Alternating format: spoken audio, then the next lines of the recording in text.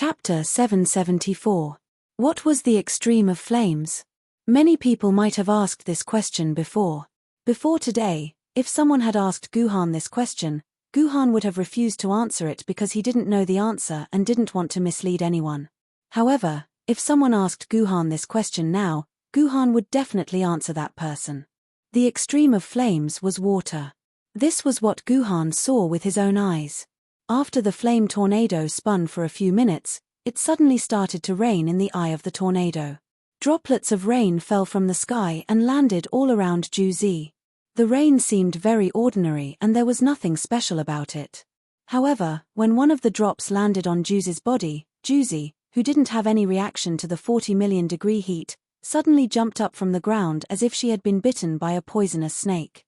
Guhan, who was sharing his vision with Juzi, quickly followed Juzi's line of sight and looked at Juzi's shoulder. That was where the drop of water had landed.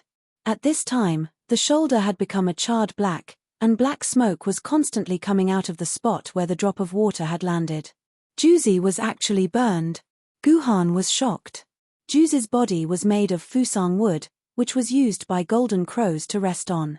It was a tree that could withstand the sun's temperature of 1 billion degrees. In other words, a temperature of at least 1 billion degrees was needed to harm Juzi's body. Could it be that the temperature of the drop of water had exceeded 1 billion degrees? At this time, there weren't many raindrops falling from the sky. There were less than 20 drops in 2s and 3s. Except for one drop that landed on Juzi's body, the rest all dripped on the ground and not on the other sword maidens. Oh no! Hurry up and send the cast cloud iron and the others away. Throw them into the flame tornado. We can't stay here anymore. Guhan immediately ordered Juzi. If Juzi's body couldn't withstand the temperature, who knew what would happen to the sword maidens if a drop of water fell on them? Therefore, under Guhan's order, cast cloud iron and the sword of destiny were thrown out of the eye of the tornado, leaving only the man-made sword of destiny and the golden sword hidden in the eye of the storm.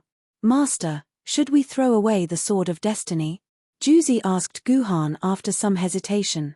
No need. Guhan answered without hesitation. This Rina Takasaka had it worse. Guhan didn't want to be a good person anymore, so he let her be. As a result, only Juzi, the golden sword, and Rina Takasaka's sword of destiny were left in the eye of the storm. The rain fell faster and faster, and there were more and more drops. In the end, it turned into a light rain. The 3 sword maidens were not spared, and were showered by the rainwater that was over 1 billion degrees.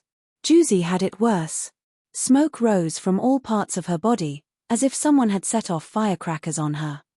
Rina Takasaka's sword of destiny had better luck. She had the golden sword on top of her, so the golden sword was able to withstand the rain. As for the golden sword, what Guhan rejoiced about was that when the golden sword received the first drop of rain, it was as if it had undergone a whitening operation. It instantly became snow white, and as it received more and more rain, it finally became a milky white color. After consuming 10,000 cubic centimeters of Guhan's sovereign blood, King Yu's new body finally glowed with a new life force, becoming a body suitable for King Yu's soul to enter. King of Yu. After ignoring the King of Yu for more than an hour, Guhan finally spoke to her. Millimeter, the King of Yu softly replied. It seemed that her soul had finally awakened. I don't want to say anything more. It's raining outside, and if you touch a single drop of rain, your soul will immediately scatter. So, after you leave Juzi's body, you can't hesitate at all. You must immediately fly into your new body, and then we'll be able to lean on each other in the real world. Guhan spoke as calmly as he could. This sword needs 10,000 cubic centimeters of sovereign blood to enter the milky white state, and it's also used up 3 precious materials. I feel that after this sword is forged, it'll become at least a celestial grade sword maiden. It might even become a brand new emperor's sword. It'll be much better than your original body, so you can get rid of the knot in your heart. Millimeter. King Yu acknowledged and paused. He thought of something and suddenly asked, if this body can really become a celestial sword or even an emperor sword, then before you become a celestial sword wielder or even an emperor sword wielder, will I never be able to see you again? The King of Yu's question caused Guhan to sink into silence. The King of Yu was right. If this body was really a celestial or emperor sword wielder, Then before Jiyu Hancheng became a sword wielder of the same level, before Guhan had the ability to synchronize with her again, they would never be able to see each other again. This isn't the worst-case scenario. The King of Yu gradually became excited. What if you can't become a celestial or emperor sword wielder? Do you think celestial or emperor sword wielder is as simple as eating, drinking, and sleeping? How many geniuses have died in front of this stage? Also, what if you can't synchronize with my brand new body? The Yu King became more agitated as he spoke. No, I still can't enter this body. Forget it, I don't want this body anymore. I just want to stay in Juzi's body. That way, I can accompany you every day and talk to you. That's enough for me. It's enough. I don't want this body. I give up, I give up. The King of Yu's worry was not abnormal. She was even speaking the truth. Her worry could very well happen. Once Guhan and the new King of Yu couldn't synchronize, this meant that after King of Yu's soul entered the new body, he would fall into an eternal slumber. Only God knew if the next person to wake King of Yu up would be Guhan or another sword wielder.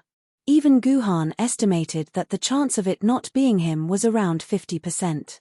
Don't worry, Yi Qing taught me a way. You'll definitely be able to see me immediately, Guhan said gently and firmly. But in reality, this was a complete lie.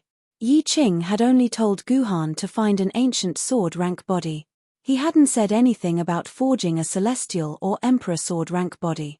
This was all nonsense from Guhan. Really? King of Yu asked in disbelief. It's true. Guhan nodded and then said to Juzi, now, immediately, chase King of Yu's soul out. King of Yu, you can't hesitate. Luckily, King of Yu's soul didn't act foolishly again. Her soul entered the new body in the blink of an eye. Not a single drop of sun rain landed on King of Yu's soul. After this milky white sword absorbed King of Yu's soul, it released a blinding light. Suddenly, there was a layer of flowing light on the surface of her body. This showed that she had a new life and had become a true sword lady. I finally succeeded. Guhan looked at the sky. The rain was starting to lessen. This meant that the heaven and earth furnace's high tide was about to end. This meant that the heaven and earth furnace's opening was about to end. King of Yu. I wonder if we'll be able to meet again. Guhan looked at King of Yu through Juzi's eyes with infinite gentleness. He was at a loss. If King of Yu really became a celestial or even emperor sword rank sword lady, would he be able to meet King of Yu again? This was an answer that no one knew. You won't be able to see her. No one could give Guhan an answer, but that didn't mean that no sword lady could give Guhan an answer. The voice that answered Guhan came from Guhan's hand. Outside the heaven and earth furnace, a sharp and mocking voice said to Guhan, Shenyuan, it's you? Jiyu Han immediately recognized who this familiar person was. Who else could it be other than the strongest emperor sword, the Shenyuan sword, whose personality was unpredictable and who liked to draw *T. It's me. You're too useless. How many days has it been? If not for the heaven and earth furnace's overflowing energy, I'll never wake up. Shenyuan's sword said unhappily. What are you standing there for? Can't you see that the heaven and earth furnace is about to weaken? Hurry up and respectfully send me into the heaven and earth furnace to absorb some heaven and earth energy. Otherwise, I'm going to sleep again. Wait, tell me first. What did you mean just now? What do you mean I won't be able to see King of Yu again? Guhan immediately asked. Shenyuan's sword definitely had her reasons for saying that. Guhan didn't want to never see King of Yu again. You don't even know that. Shenyuan's sword said disdainfully. Why do you think humans after the apocalypse can't forge natural sword ladies? Why do you think you can coordinate with sword ladies? Why? Guhan really didn't know. Because you humans are no longer true humans. Shenyuan's sword's voice grew sharper, filled with mockery and sorrow. It's a pity that I, Nua, fought against the great Tao, the heavenly Tao, the demon race, the Wu people, and all living things of the great wilderness for 30,000 years before defeating the Flame Emperor and killing Kaiyu, establishing the glorious era of the human race. Now, we've completely perished. There's not even a single true human left under the heavens. Shenyuan's sword, what do you mean? Can you explain? Guhan frowned. He had a bad premonition. Let me ask you. Did humans before the apocalypse have something like sword essence? Did sword ladies exist in the world before the apocalypse? Shenyuan Sword questioned Guhan. Probably not. Guhan thought about it. That's right. You humans are no longer pure. Although you aren't Yuan Ku, you aren't pure humans either. Therefore, in the hands of you impure humans, you can forget about forging natural sword ladies. Shenyuan Sword's words were filled with sorrow. However, it revealed the greatest secret of this world. Chapter 775. Helpless, Guhan could only put the Shenyuan sword back into his dimensional pocket. In the end, he turned his gaze to the remaining two swords, especially the golden Juzi sword. After fusing with King Yu's soul, did she become a real sword maiden? If she succeeded, what level of sword maiden would she be? How many years would he have to wait before he could meet King Yu again? Guhan reached behind him and pulled Juzi in front of him. When the faces of the two sword maidens appeared in his sight, Guhan was surprised to find that there were actually two Juzi in this world. That's impossible. Unless that man practiced the 9 swords of mysterious heaven, otherwise it's impossible. Shenyuan Sword's words got stuck at this point, and then he suddenly realized something. I remember, didn't you practice the 9 swords of mysterious heaven? Don't tell me that man is. Then, he saw the pitch-black Juzi sword. Guhan's hand touched the hilt of the Juzi sword, and the Juzi sword became Juzi.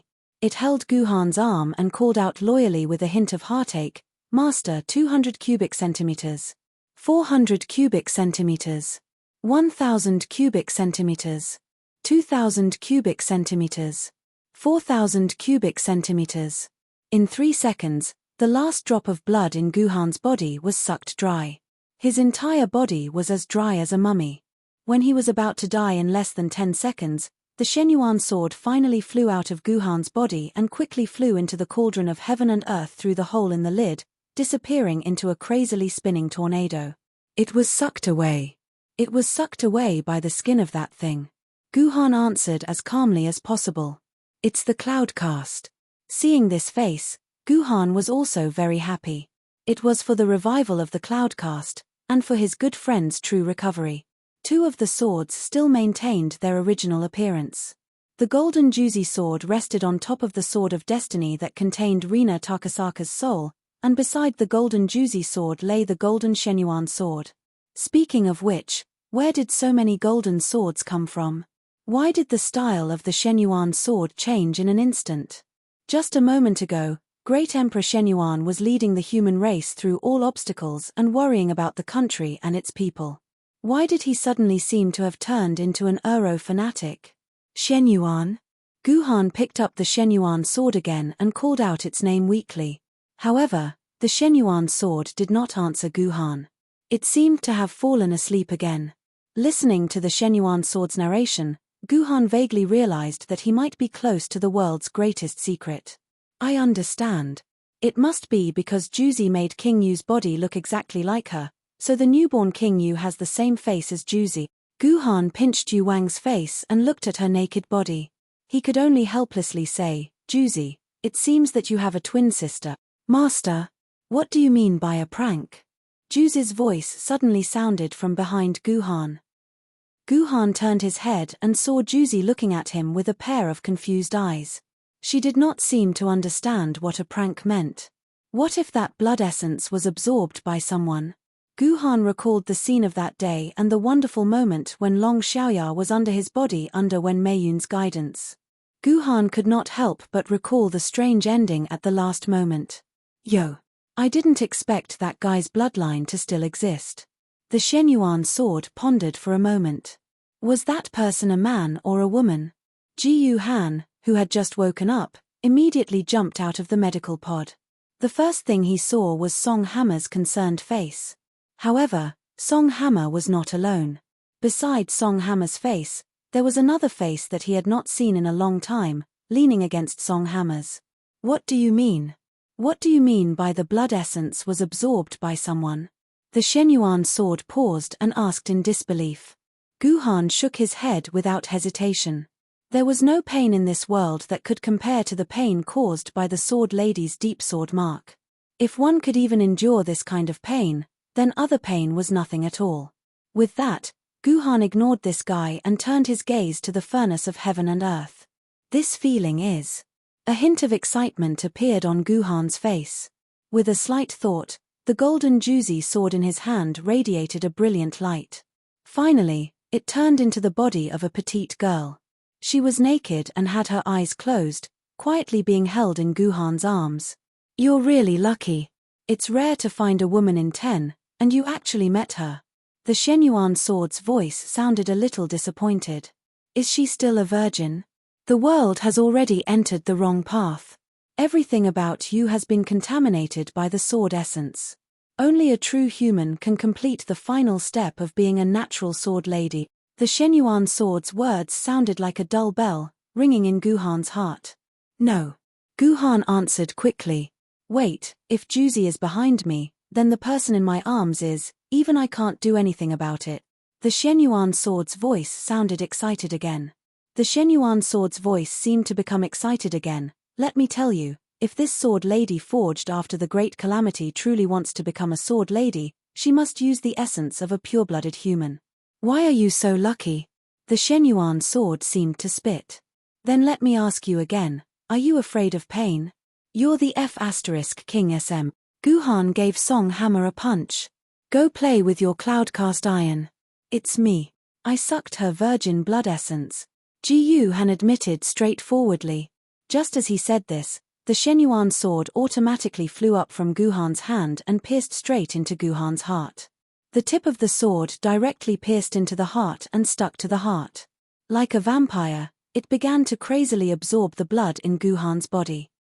On the other side, Song Hammer, who discovered that Guhan had inexplicably turned into a mummy, immediately followed Guhan's instructions and sent Guhan directly into the medical pod. Not sister. Juicy, who was standing, shook her head. She's my daughter, because she was created by Juicy herself. Fine. King Yu should at least be a spirit sword level sword maiden. I will definitely use the fastest speed to become a spirit sword level sword wielder, Guhan secretly said in his heart. Then, he gently and carefully picked up this golden juicy sword. When he was about to hide it in his dimensional pocket, Guhan suddenly felt a familiar throbbing from the depths of this sword. This man's vital energy is the most useless. When he reaches an age, even if he doesn't eject it, it will still overflow. Once the first vital energy in his life is ejected, then this man's vital energy is useless. Women are good. The vital energy is attached to that layer of membrane. With a gentle tub, the freshest vital energy will mix with blood and flow out. Only 10 drops of this kind of blood will be needed to wash away the impurities in the sword maiden's body and complete the last step. Although what the Shenyuan sword said seemed to be serious, why did it sound to Guhan that the Shenyuan sword seemed to be enjoying it? The focus was completely on something else. It's a pity. If that descendant with the surname Long was still a virgin, I would only need to poke her with my finger and I would be able to witness the birth of the first natural-born sword maiden after the apocalypse. The more the Shenyuan sword spoke, the more excited it became. It spoke as if she had her own body, even though she was clearly not synchronized. Guhan's voice became sluggish. That's right, her surname is Long at this time. The furnace of heaven and earth had returned to its original appearance. It had once again turned into a desert-like sandy land.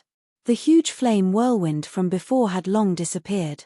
It was as if nothing had happened here. Thank you. Guhan's hand touched Juicy's forehead. Then, with the help of Juicy, he came to the side of the last 3 swords. TSK. Then I'll help you today. Hurry up and prepare that medical cabin of yours. Otherwise, I won't care if you die. As soon as the Shenyuan sword finished speaking, Guhan immediately took out his medical cabin from his dimensional pocket. He also instructed the confused Song Hammer to immediately send his body into the medical cabin if anything happened to his body. Guhan immediately turned his head to look at his arms. It was clearly a living Juicy lying in his arms. Fortunately, Guhan's medical cabin was powerful enough.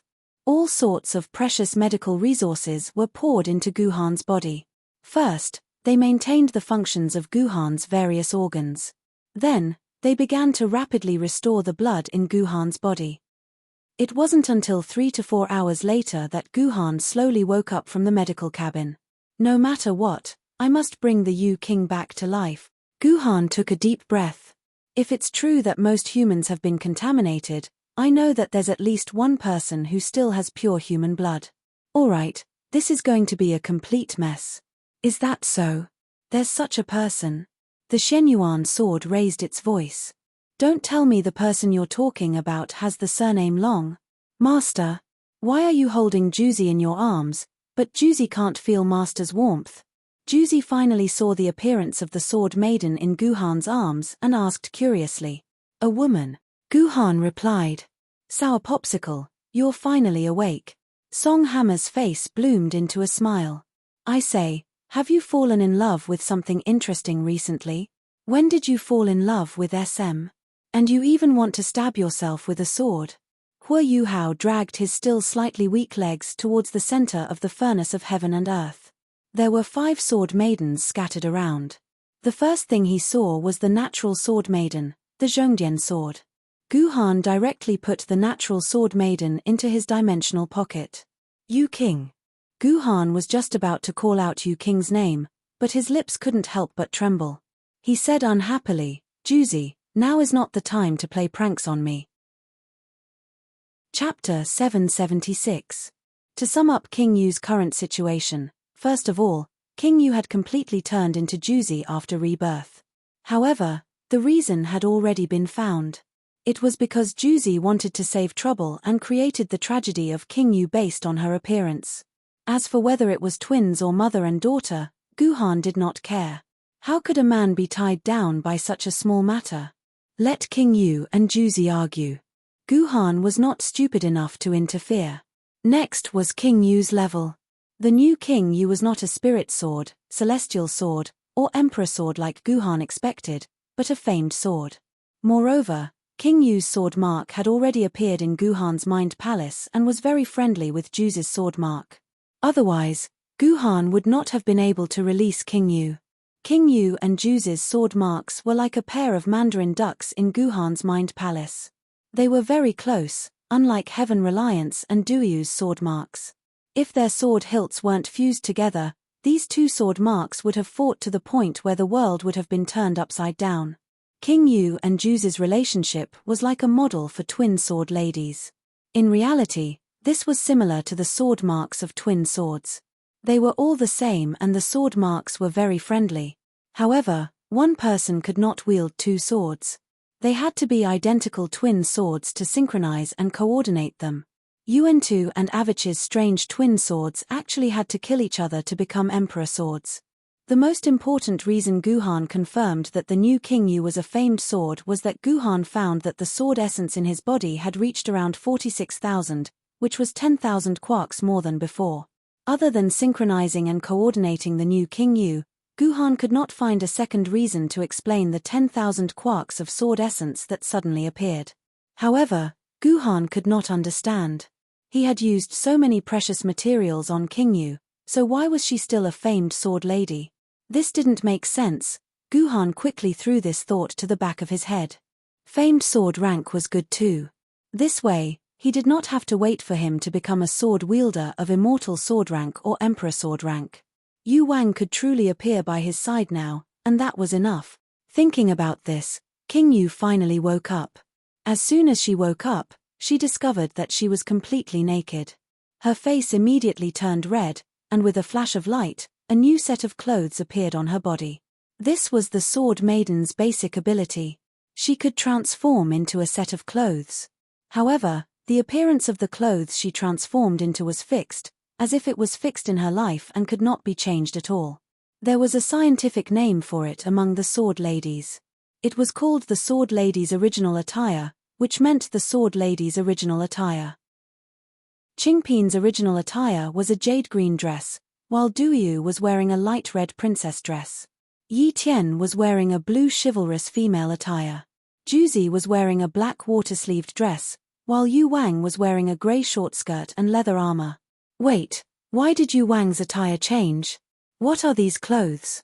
Yu Wang also realized that something was wrong with her attire. She pulled at the sleeves that looked like a skirt and looked at Guhan in confusion.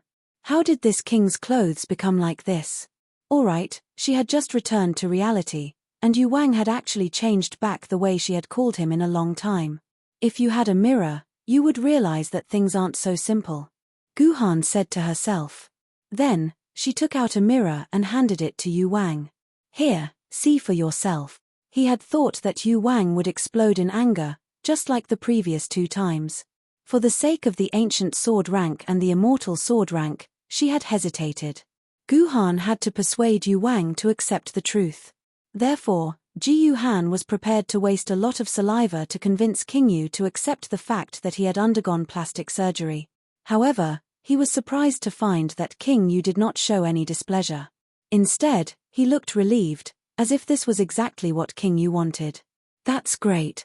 Finally, I don't have to wear that face that I don't like.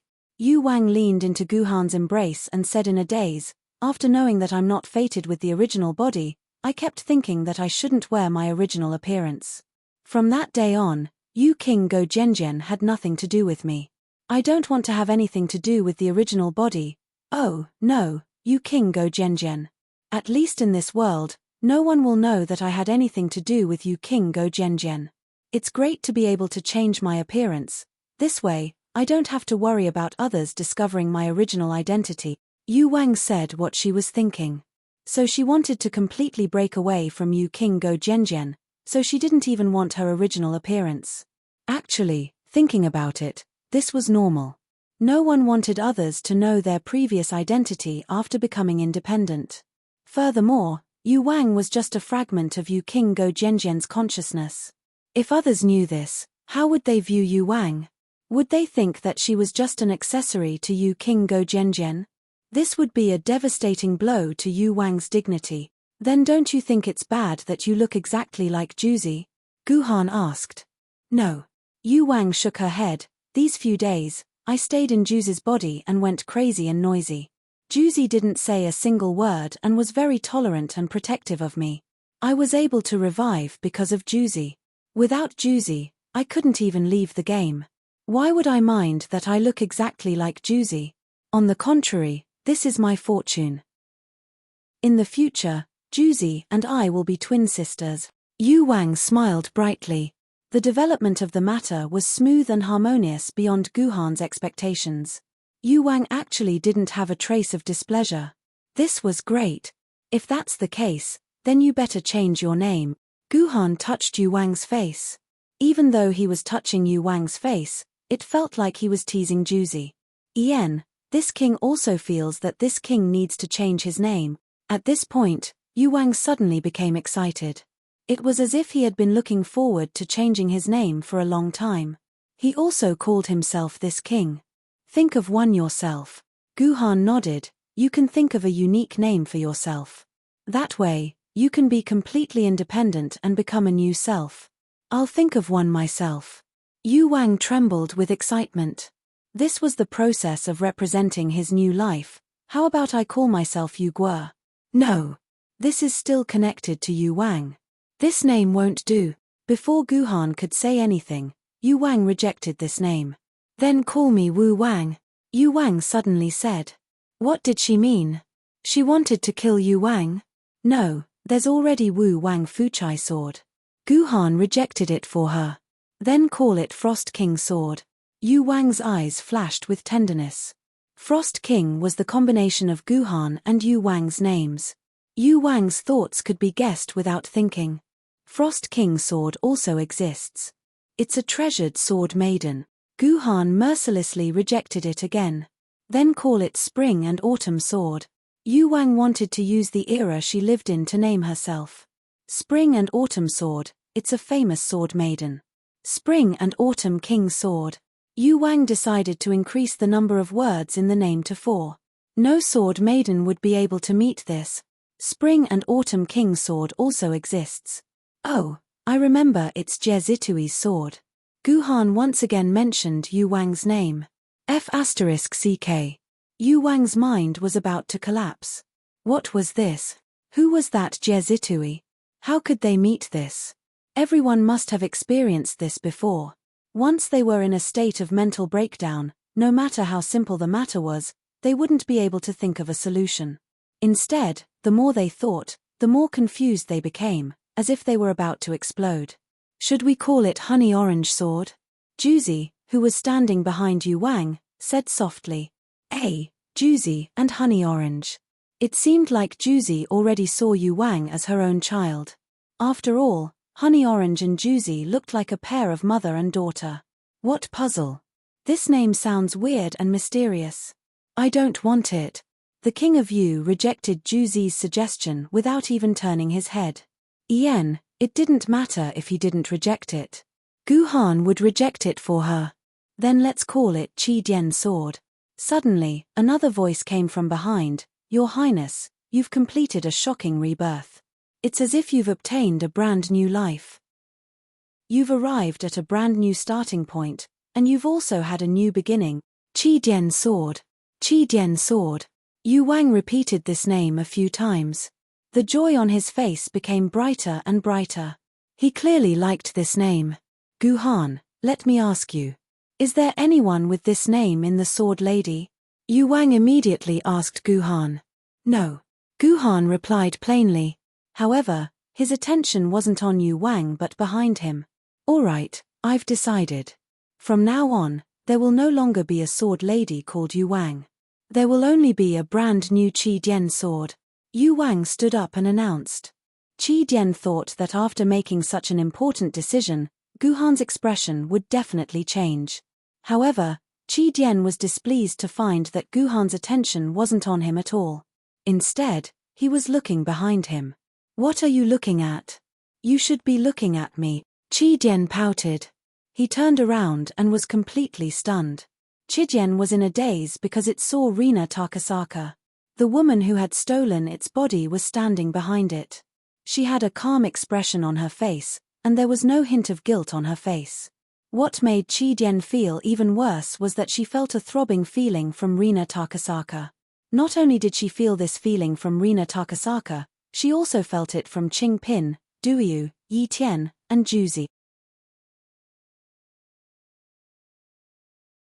Chapter 777. It's you. Aren't you embarrassed to appear before this king? Qi Dian raged when it saw Rina Takasaka's face. If Gu Han hadn't come up with the idea of forging a sword mistress, she would still be in the Juzi sword's body. Why should I be embarrassed? Rina Takasaka replied indifferently. There wasn't a trace of shame in her eyes as she looked at Qi Dian. You should be thanking me. If not for me, would you be able to have this famed sword's body? You're twisting words and forcing logic. Qi Dian was even more displeased. That's the body that Gu Han prepared for me. What right do you have to snatch what belongs to me? Is that so? What if I say that this body should have been mine in the first place? Rina Takasaka sneered. What do you mean by that? Wasn't this body prepared for me by Gu Han? I participated in the entire process. This was clearly prepared for me by Gu Han. What has it got to do with you? Don't spout nonsense here. Qi Dian still wanted to say something, but it felt someone patting its shoulder. Then, Gu Han pulled Qi Dian behind him and signaled for it to keep quiet. Gu Han, this woman is full of nonsense. You prepared this body for me in the first place. What do you mean by this is her body in the first place? Qi Dian grumbled unhappily. Perhaps she's right. This body might have been hers in the first place, and it's just a pawn being used by someone else. Gu Han's expression turned even colder. The chill in his voice could almost freeze a person's skin. I'm right, right? I'm just a pitiful pawn of your Lionian family. I've been in your Lionian family's scheme from the beginning. It seems like you've thought it through. Rina Takasaka sneered. Schemes are indeed schemes, but have you ever seen a scheme that ends up involving oneself in the scheme? Do you think that our Lionian family can't do it ourselves? Anyone in the Lionian family can do it. Why must we rely on an outsider like you? Because they want you to become my sword maiden. Gu Han clenched his fists. Congratulations, you've achieved your goal. I can't even kill you now. You're already my sword maiden. What do you mean? Qi Dian looked at Gu Han with a confused look. What do you mean? What do you mean by she's your sword maiden? You are my second famed sword maiden in real life, and she is my second ancient sword maiden. Guhan's words were filled with bitterness. After considering all the things that had happened, he finally understood the complicated calculations involved. This had been the Lionian family's scheme from the beginning. The Lionian family's original goal was to use Guhan to free Reina Takasaka from Yuan Ku's body. Then, she would be reborn as a sword maiden. This was something that Guhan had already figured out. Now, Guhan understood something else. The Zhongdian sword that had appeared at the perfect time was not the broken sword left behind by the swordbearer in Yuzhong City after the invasion. Instead, it was the body that the Lionian family had prepared for Reina Takasaka. Even Zhao Hao had been part of the Lionian family's scheme. They had done something at the perfect time to cause Zhao Hao's research to fail, turning the Zhongdian sword into an empty shell. Then, they had leaked this information to Guhan, enticing Guhan to immediately go to Yuzhong City and open the furnace of heaven and earth to reconstruct King Yu's body. Then, Reina Takasaka would be able to obtain this new body. Otherwise, how could there be such a coincidence in the world? As soon as Guhan heard about the furnace of heaven and earth, he immediately heard about the Zhongdian sword. Then, he effortlessly obtained 12,000 cubic centimeters of sovereign blood. Everything had gone too smoothly. However, because Guhan had been worried about King Yu's revival, Guhan had purposely ignored these suspicious points, allowing Reina Takasaka to win in the end. However, just as Reina Takasaka had said, the sovereign bloodline and Zhongdian's body, which were the two most important resources, had always belonged to the Liunian family. The Liunian family could have done this on their own. Why did they have to borrow Guhan's hands? However, Guhan understood this point. It was because the Liunian family wanted to keep Reina Takasaka by his side forever. The Liunian family definitely knew the important secret of his birth, so they had set their sights on his future. They had to plant someone of their own by Guhan's side. Planting someone else was not as reliable as planting a sword mistress. He did not know what method Reina Takasaka had used to establish a connection with Guhan as a sword mistress, leaving her sword mark in Guhan's mind. However, there was no doubt that Reina Takasaka had become Guhan's sword mistress. Unless Guhan cut off her hair, or cut off her ancient sword mark with the determination to destroy Reina Takasaka and Qingpin together, Reina Takasaka would forever stay by Guhan's side as a sword mistress. It would be impossible for them to break up. Let's have a good talk. Guhan walked to Reina Takasaka's side and looked at her face to face. Now that things have come to this, I don't want to change anything. I only hope that you can tell me what your true motive is. I don't want to have a ticking time bomb by my side. If the Liunian family wants something from me, then please tell me clearly what it is. I promise you that apart from my life and my sword mistress, I can give you anything you want. I only hope that your Liunian clan will put all your thoughts out in the open and stop scheming against me in the dark. Ji Yuhan's anger could be heard in his voice. If I say that I don't know either, will you believe me? Reina Takasaka suddenly lowered her head. Her tone turned from arrogant to sad. You say that you're a chess piece, but am I not a chess piece as well? Do you think that the Liunian family would be willing to share their secrets with a half-human, half-Yuan Ku fellow like me? I can tell you everything I know, if you believe me. Reina Takasaka suddenly raised her head and looked at Guhan with hope in her eyes. I believe you, Guhan said without hesitation. His eyes were filled with sincerity. I know that this isn't what you want. You've been conflicted about the entire plan. I can tell from the question you asked me before you entered the heaven and earth furnace that this isn't the outcome you want. You don't want to become a human, a Yuan Ku, or a sword mistress. In your heart, you still want to be the original you. The girl who is still called Reina Takasaka even if her body and soul are enemies. The Reina Takasaka who has a father and a mother who loves you. These words seemed to be very emotional, but Ji Yuhan said it in an absolutely calm tone, forming a strange sense of contradiction that made people unable to refuse. Even at the very last moment, when your soul is about to enter the Sword of Destiny, you're still hesitating.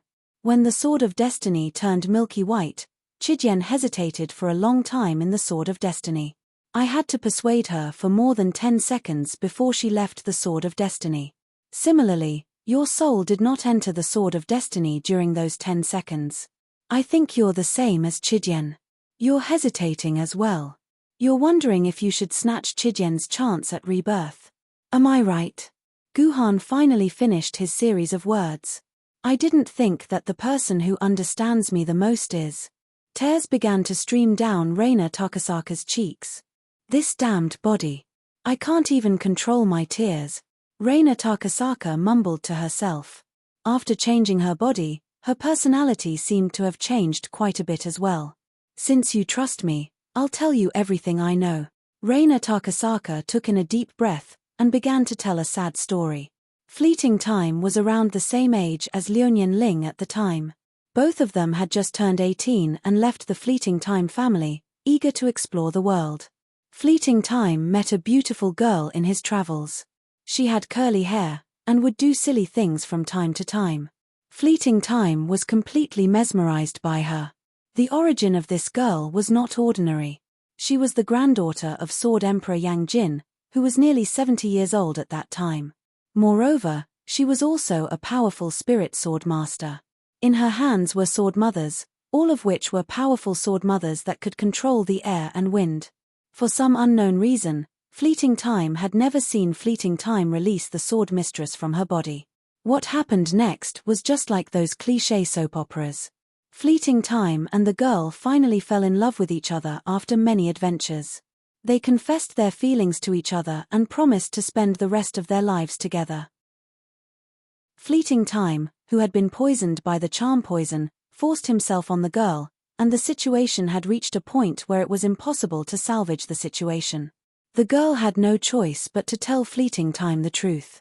She was not Jiyu Jin Gendi's granddaughter, but a Yuan Ku that was picked up by Jiyu Jin Gendi an hour later. When Jiyu Jin Gendi saw the baby Yuan Ku, she had nothing on her other than a talisman with her name and date of birth. Only the heavens knew why Sword Emperor Ji Jin, who had never shown any mercy in killing Yuan Jun, had decided to take in and raise this infant Yuan Jun out of kindness. But that was the truth. Jiyu Jin Gendi had used his absolute authority to seal Kumiko Weiho's identity. Even the Yuan Ku detection system in Beijing was altered, allowing the girl to live as a human until she met Fleeting Time. The girl's name was Kumiko Weiho. Chapter 778. Just like all melodramatic love stories, Fleeting Masashi would not do anything to her after he had just taken her body. Moreover, the human society did not stop Yuan Ku from falling in love with humans. As long as Yuan Ku was willing to stand on the side of humans and never enter a human base city again, the human society would not stop them from falling in love. Of course, Fleeting Masashi did not have the courage to report the matter to his family. Of course, Fleeting Time did not have the courage to report the matter to his family. Things took a turn for the worse when Kumiko Yujo gave birth to Fleeting Time Rina, and things took a turn for the worse. At this time, perhaps everyone would guess that the Liunian clan had found out about this. Or perhaps Yuan Ku had found out about the matter. Then, he used a stick to separate the lovebirds, and in the end, he forcefully separated the immortal couple. However, the one who broke up the immortal couple was none other than Kumiko Yujo herself, because she had cheated on him. As for who Kumiko Yujo had an affair with, it had always been Fleeting Masashi's greatest pain. Fleeting Wooden Fish was probably the only person in the entire Fleeting family who knew the truth. No matter how Fleeting Rina interrogated her father, Fleeting Masashi was unwilling to tell her who Kumiko had an affair with. How did she cheat on him? It was not that Fleeting Rina did not suspect that her father was cheating on her. The truth of the matter was not as simple as she thought. Perhaps her father had cheated on her, or perhaps the Fleeting family had killed her mother and pushed the blame onto her mother. With such thoughts in mind, Fleeting Rina's relationship with the Fleeting family deteriorated from the age of 5 to 15. She became an invisible figure in the Fleeting family. One day, a woman named Kumiko Weiho appeared in front of Fleeting Time Rina. The two of them shared the same appearance, and Fleeting Time Rina could sense the deep connection between them through their bloodlines. Fleeting Time Rina was certain that the woman was her mother.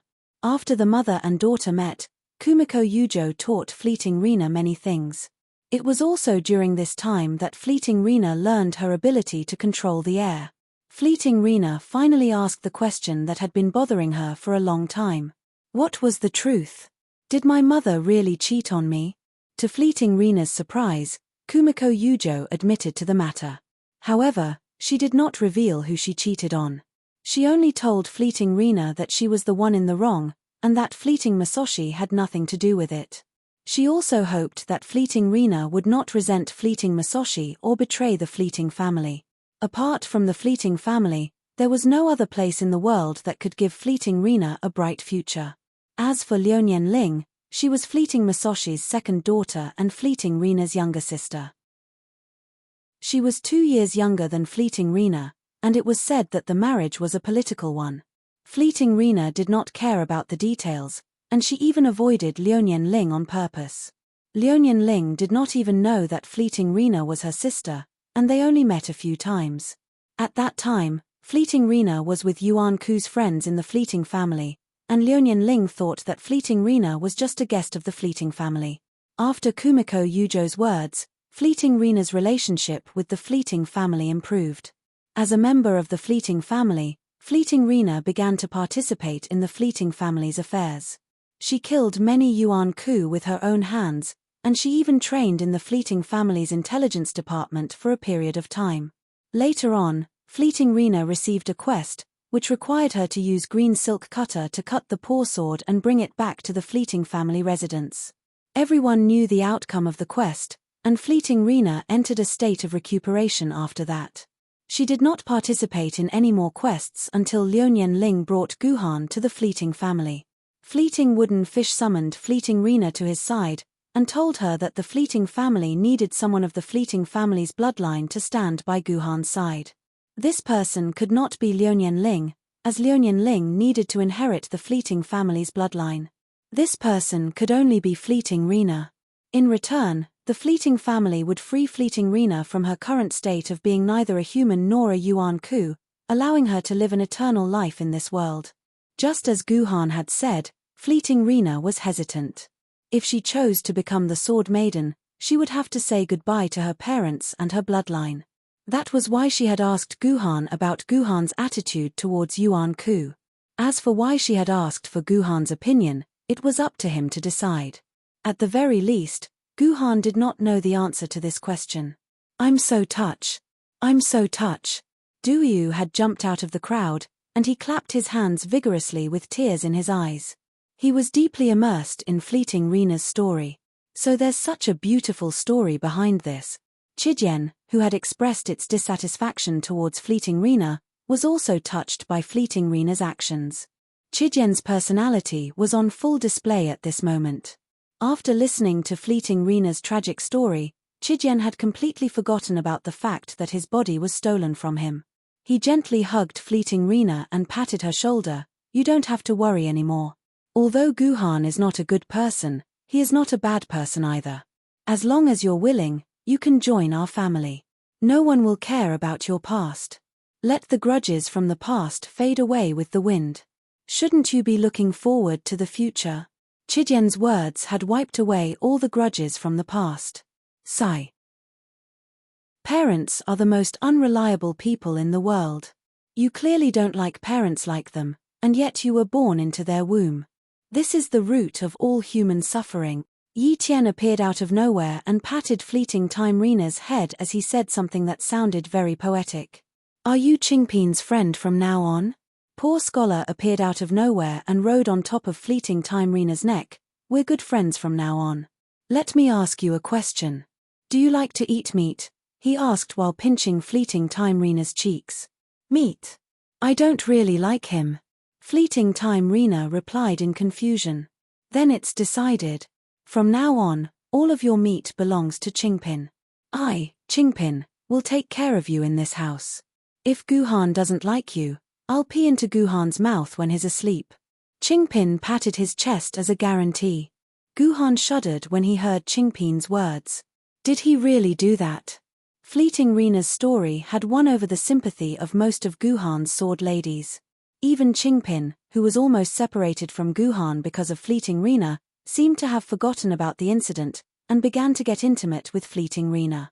The entire place was filled with laughter. The only ones who were not immersed in the laughter were Guhan and Juzi. The reason for Tangerine's inability to laugh was simple. Juzi would not be able to laugh with anyone. However, Ji-Yu-Han was not so simple, because Ji-Yu-Han was not so easily infected by a story. Ji-Yu-Han had been tricked twice by Fleeting Time Rena, and he would not fall for it a third time. Even if Fleeting Time Rena had become Ji-Yu-Han's sword mistress, there would always be a huge gap between her and Ji-Yu-Han.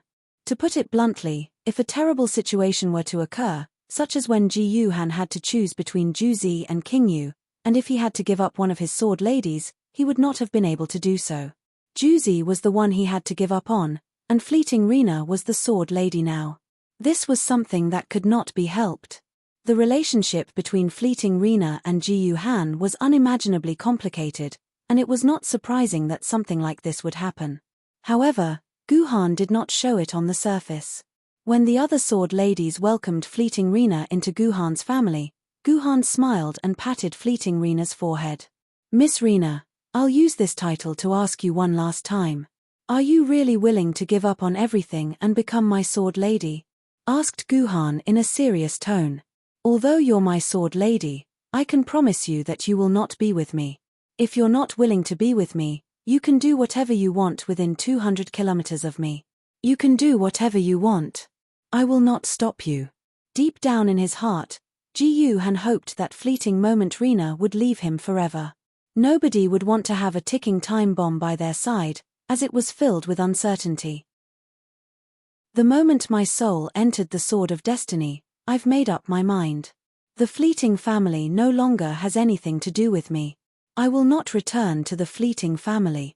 Fleeting Rena's words were equivalent to telling Guhan that she was willing to become Guhan's sword lady. "I've given Chidyen a name, and put an end to my past with her. It's time for me to give myself a name, and put an end to my past as well. I heard that before the Great Calamity, there was a very famous poem. It's called The Rolling Flowing Waters of the East." Fleeting Rena paused for a moment. "From now on, I'll be known as the Past Water Sword." Chapter 779. The rolling flow of time flows east, the waves wash away the tears of heroes. This was a very famous poem after the apocalypse. It was said to have been written by Li Bai, a famous poet from before the apocalypse. It was also because of this poem that people speculated that Li Bai had the ability to predict the future. Otherwise, how could this poem describe the story of the Fleeting Time family so clearly? Fleeting Rena had given herself a new name, Flowing Water. The meaning behind this was to tell Ji-Yu-Han and the others that she, Fleeting Rena, had nothing to do with the Fleeting family from now on. She was just Fleeting Flowing Water. Fleeting Rena had officially severed all ties with the Fleeting Time family. Guhan did not comment on this. He only asked Fleeting Rena, "If you're really willing to become my sword maiden, let me ask you this. What orders did the Fleeting Time family give you?" "Orders?" Shishui paused for a moment, then asked hesitantly, "Can I not say?" "No. If you really think of yourself as my sword maiden, then I hope that you can answer this question," Guhan said solemnly. "Grandfather gave me a total of 3 orders." Shishui sighed. "The first order was that I must enter Zhongdian's body and become the sword maiden. The second order was for me to monitor your every move, then compile it into information and send it to the Fleeting Time family. Especially when you enter the Shanhai Pass, you must record everything in detail every day. You can't leave anything out." "Shanhai Pass?" Guhan was confused. Even if Shishui didn't mention the second order, Guhan could guess that the Fleeting Time family would send her to monitor him. However, Guhan did not understand why Fleeting Time Wooden Fish would want Shishui to pay special attention to the Shanhai Pass. Why did he want her to record everything he did after entering the Shanhai Pass? Guhan had no plans to enter the Shanhai Pass at all. Why was Fleeting Time Wooden Fish so certain that he would enter the Shanhai Pass? And why was he so concerned about the Shanhai Pass? Could it be that Fleeting Wooden Fish knew of his future? And in that future? In that case, Guhan was sure that many things that would affect his fate would happen in the Shanhai Pass in the future. What about the third order? Guhan looked at Shishui again and asked calmly, "What's the third order?" Shishui began to ponder again. Her answer was not as swift as the previous two questions. Clearly, this third command was the most crucial one. Naturally, Guhan would press her even harder. He must know what this command was. Yes. Finally, Shishui couldn't stand Guhan's coercion and answered intermittently, "Grandpa, he wants me to give you a child." The last two words, "give birth to a child," were shouted out in an explosive tone.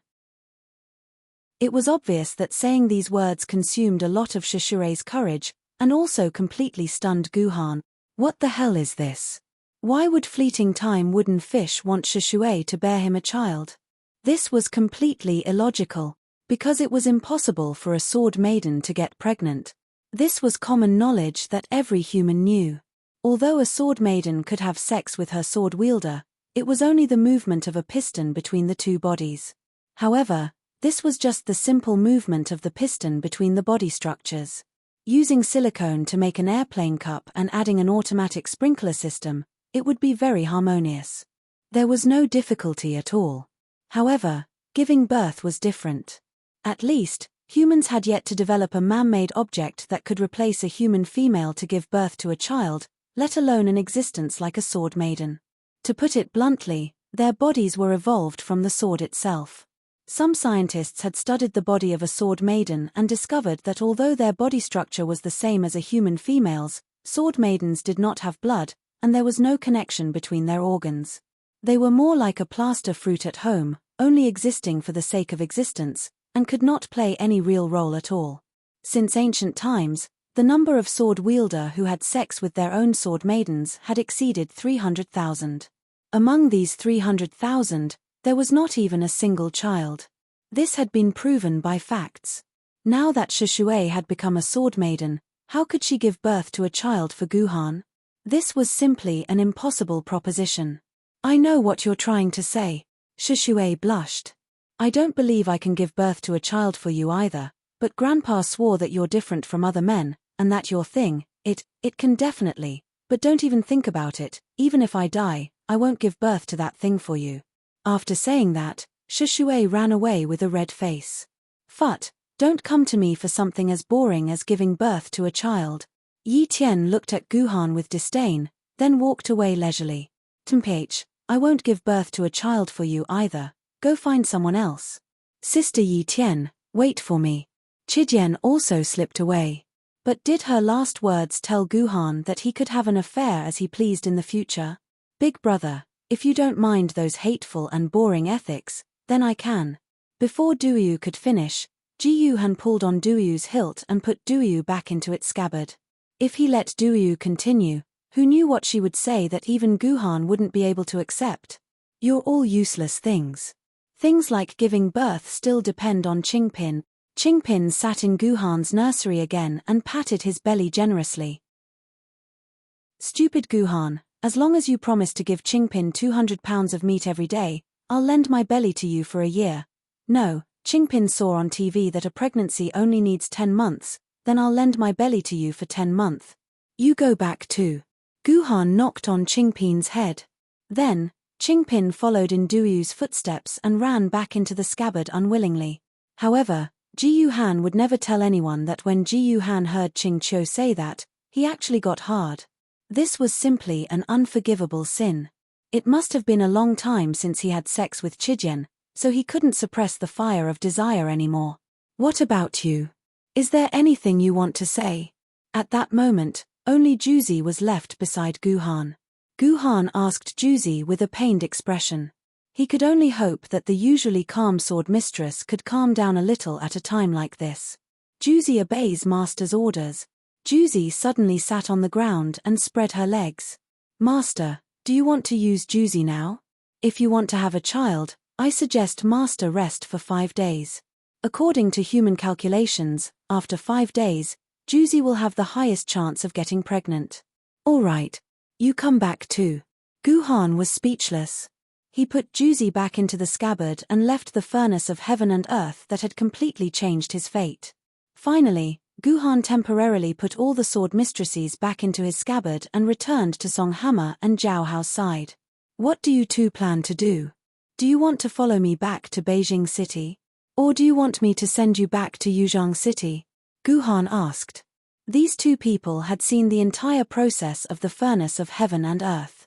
At the very least, they had seen Guhan's 5 sword mistresses. This was equivalent to knowing Guhan's biggest secret. Guhan had to think carefully about how to deal with these two people. I'll go to Beijing City with you.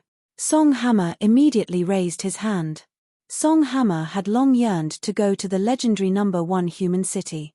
Now that there was a chance to go to Beijing City, Song Hammer would not let go of this opportunity. That's good. It's good to go out and relax. Guhan nodded. There was no need to think about Song Hammer's matter. Given his relationship with Song Hammer, even if Guhan planned to destroy a human base city, Song Hammer would not say anything. He would definitely be in cahoots with Guhan. Guhan did not even need to say a word. Song Hammer would naturally help Guhan keep the secret. The real problem was Zhao Hao. If he was an ordinary person, it would be easy.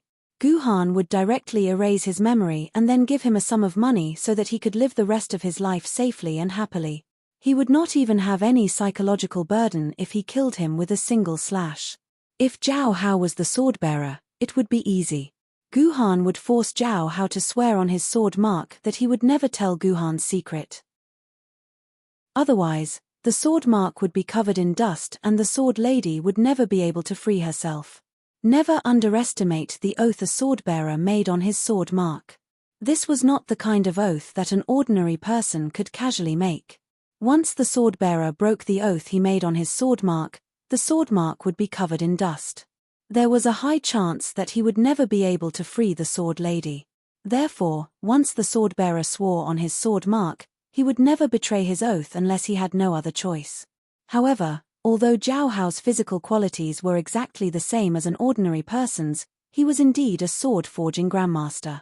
Whether Zhao Hao's memory was erased or he was killed, Yuzhong City would lose an incomparably precious sword-forging grandmaster. This was something that the previous sword pavilion master of Yuzhong City could not accept. However, Zhao Hao's oath was not binding at all. It was no different from a fart. Therefore, when it came to dealing with Zhao Hao, Guhan was in a dilemma. The best solution Guhan could think of was to imprison Zhao Hao and keep him by his side. He could only use Yuzhong City and Yangjing City to test Zhao Hao. If Zhao Hao was willing to go to Yangjing City with him, it meant that Zhao Hao could accept being imprisoned by Guhan. Chapter 780. I should have known that nothing good would come out of following you. Zhao Hao smiled bitterly. I don't want to go to Beijing City. I want to go back to Yuzhong City to do my research. Is that okay?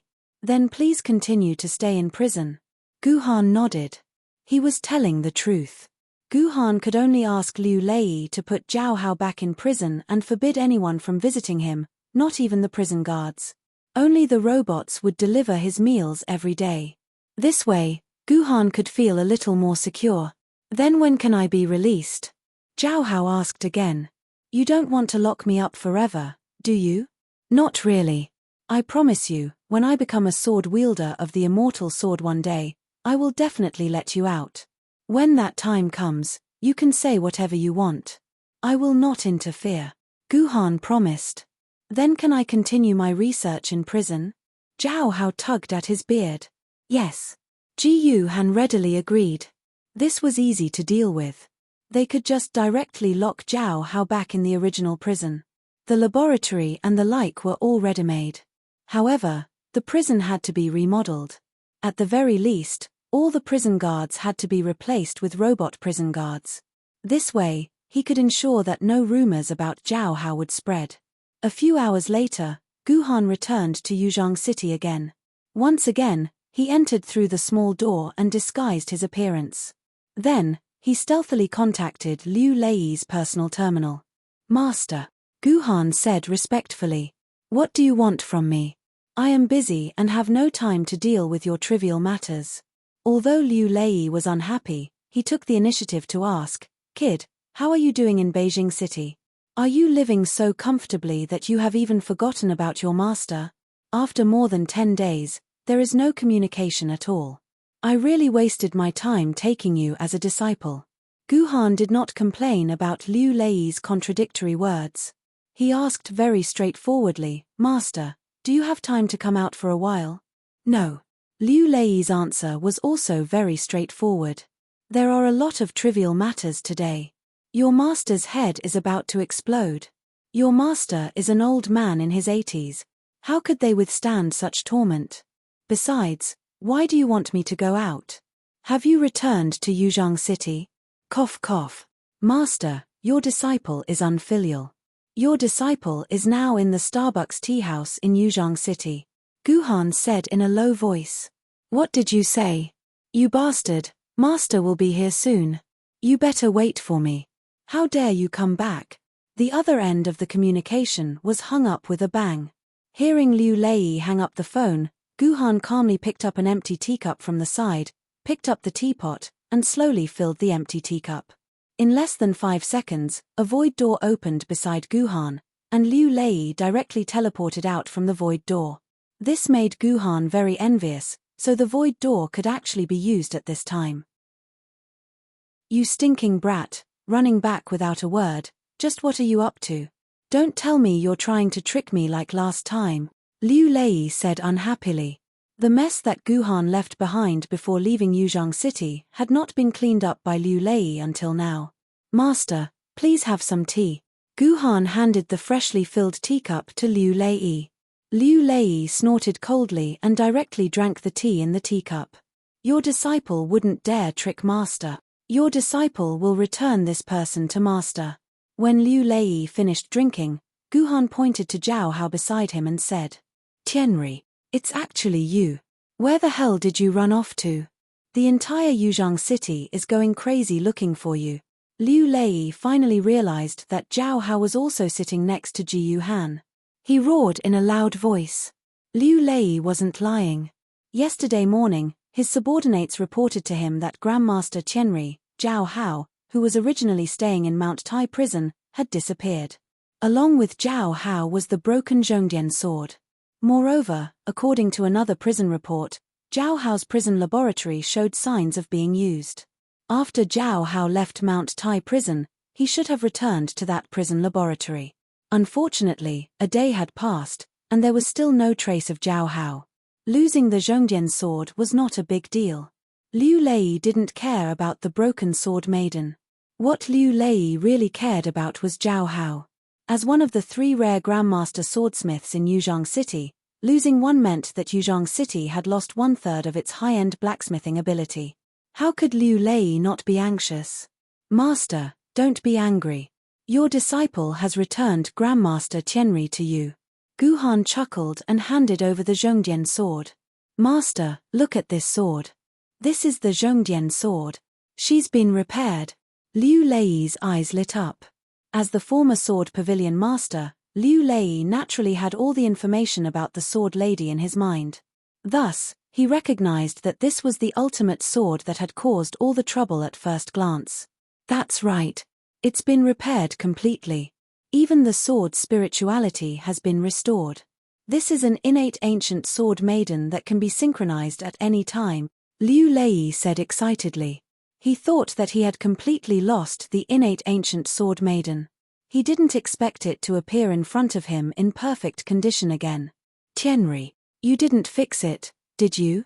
You escaped from Mount Tai prison to find a chance to repair this sword to atone for your sins, right? The more Liu Lei spoke, the more surprised he became. I've really underestimated you.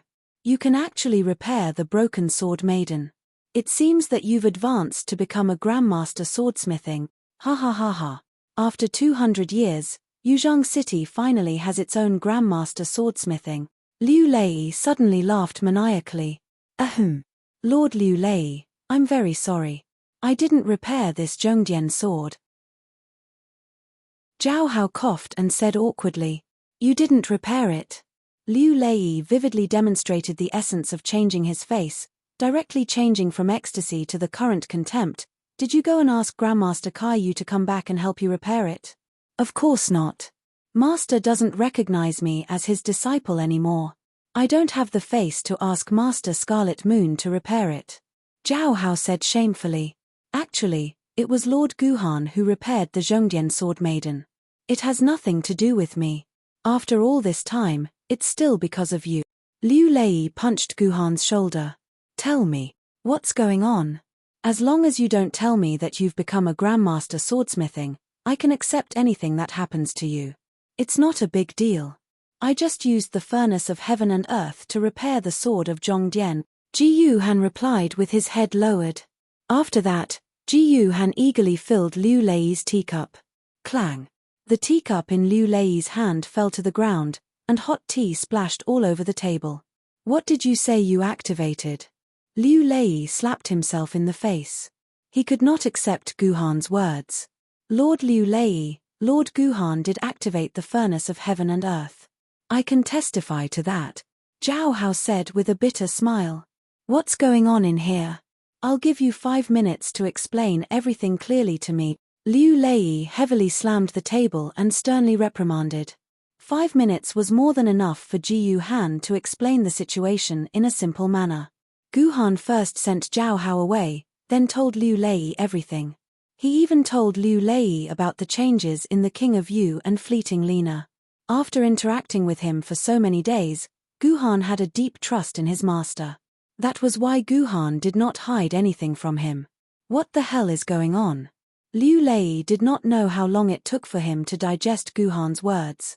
He then said in disbelief, that means that you, who is only a famed sword rank, already have 6 sword maidens. Yes. Ji Yuhan nodded and waved his hand.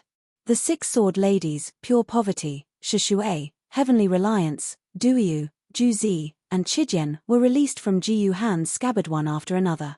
They started arguing and complaining about why Ji Yuhan had kept them in the scabbard for so long. They were expressing their serious protests. This is my master. Hurry up and greet them. Ji Yuhan's face flashed with a trace of awkwardness, and immediately spoke to his 6 sword ladies. Greetings, master. Greetings, grandmaster. Greetings, senior. Greetings, master. All sorts of greetings came from the mouths of the 6 sword maidens. The first greeting and the last greeting were actually separated by 10 seconds. When Liu Lei heard it, it was as if a group of demons were dancing. Greetings.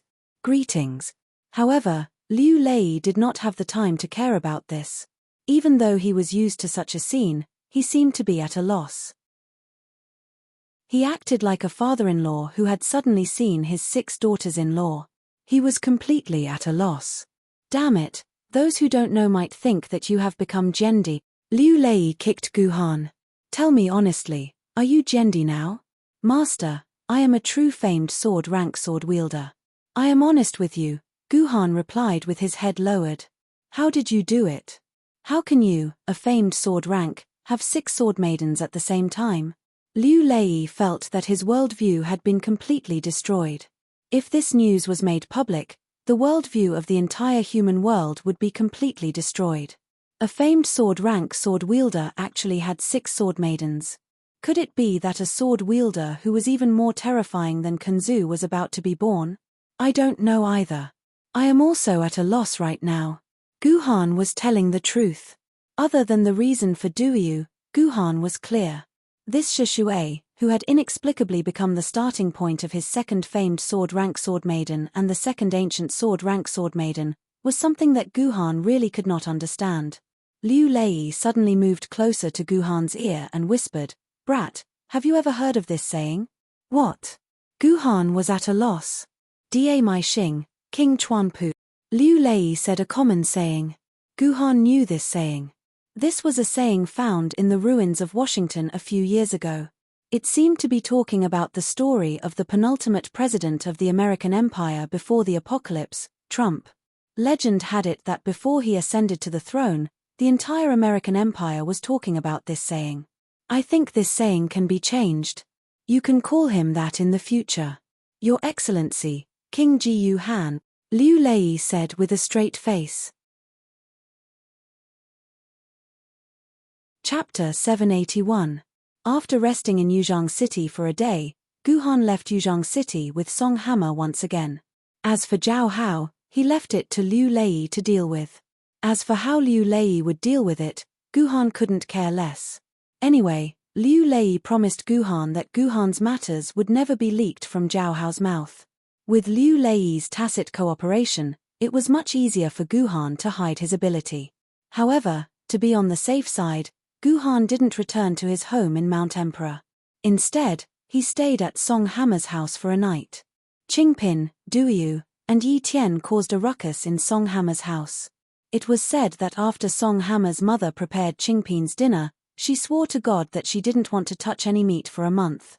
Therefore, Song Hammer had to eat vegetables for a month. After that, it was the journey back to Yangjing City. It was still the author's water droplet flying car, but the people sitting in the car had changed a lot. Rena Corbin, who was originally a passenger and a guest, had become Guhan's sword lady.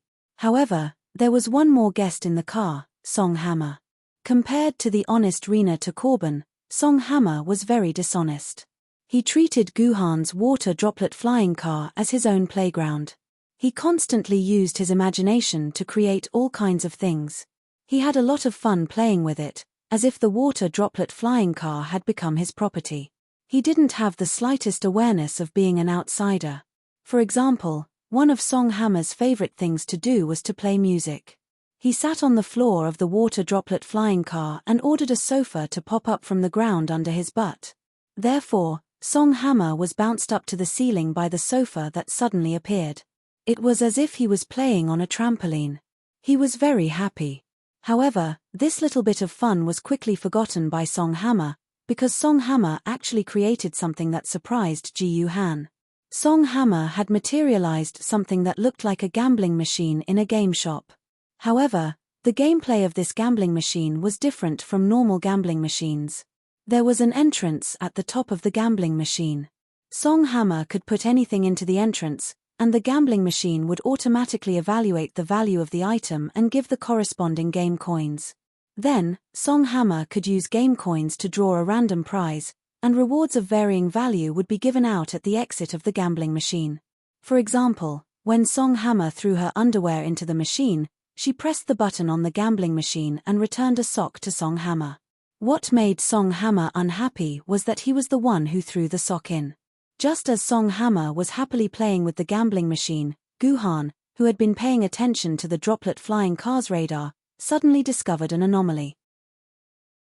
According to the radar, there was a humanoid creature running at high speed about 32 kilometers away from the droplet flying car. The droplet flying car was not a hovercraft made by humans, so the radar only showed a humanoid creature, but it did not indicate whether it was a human or not.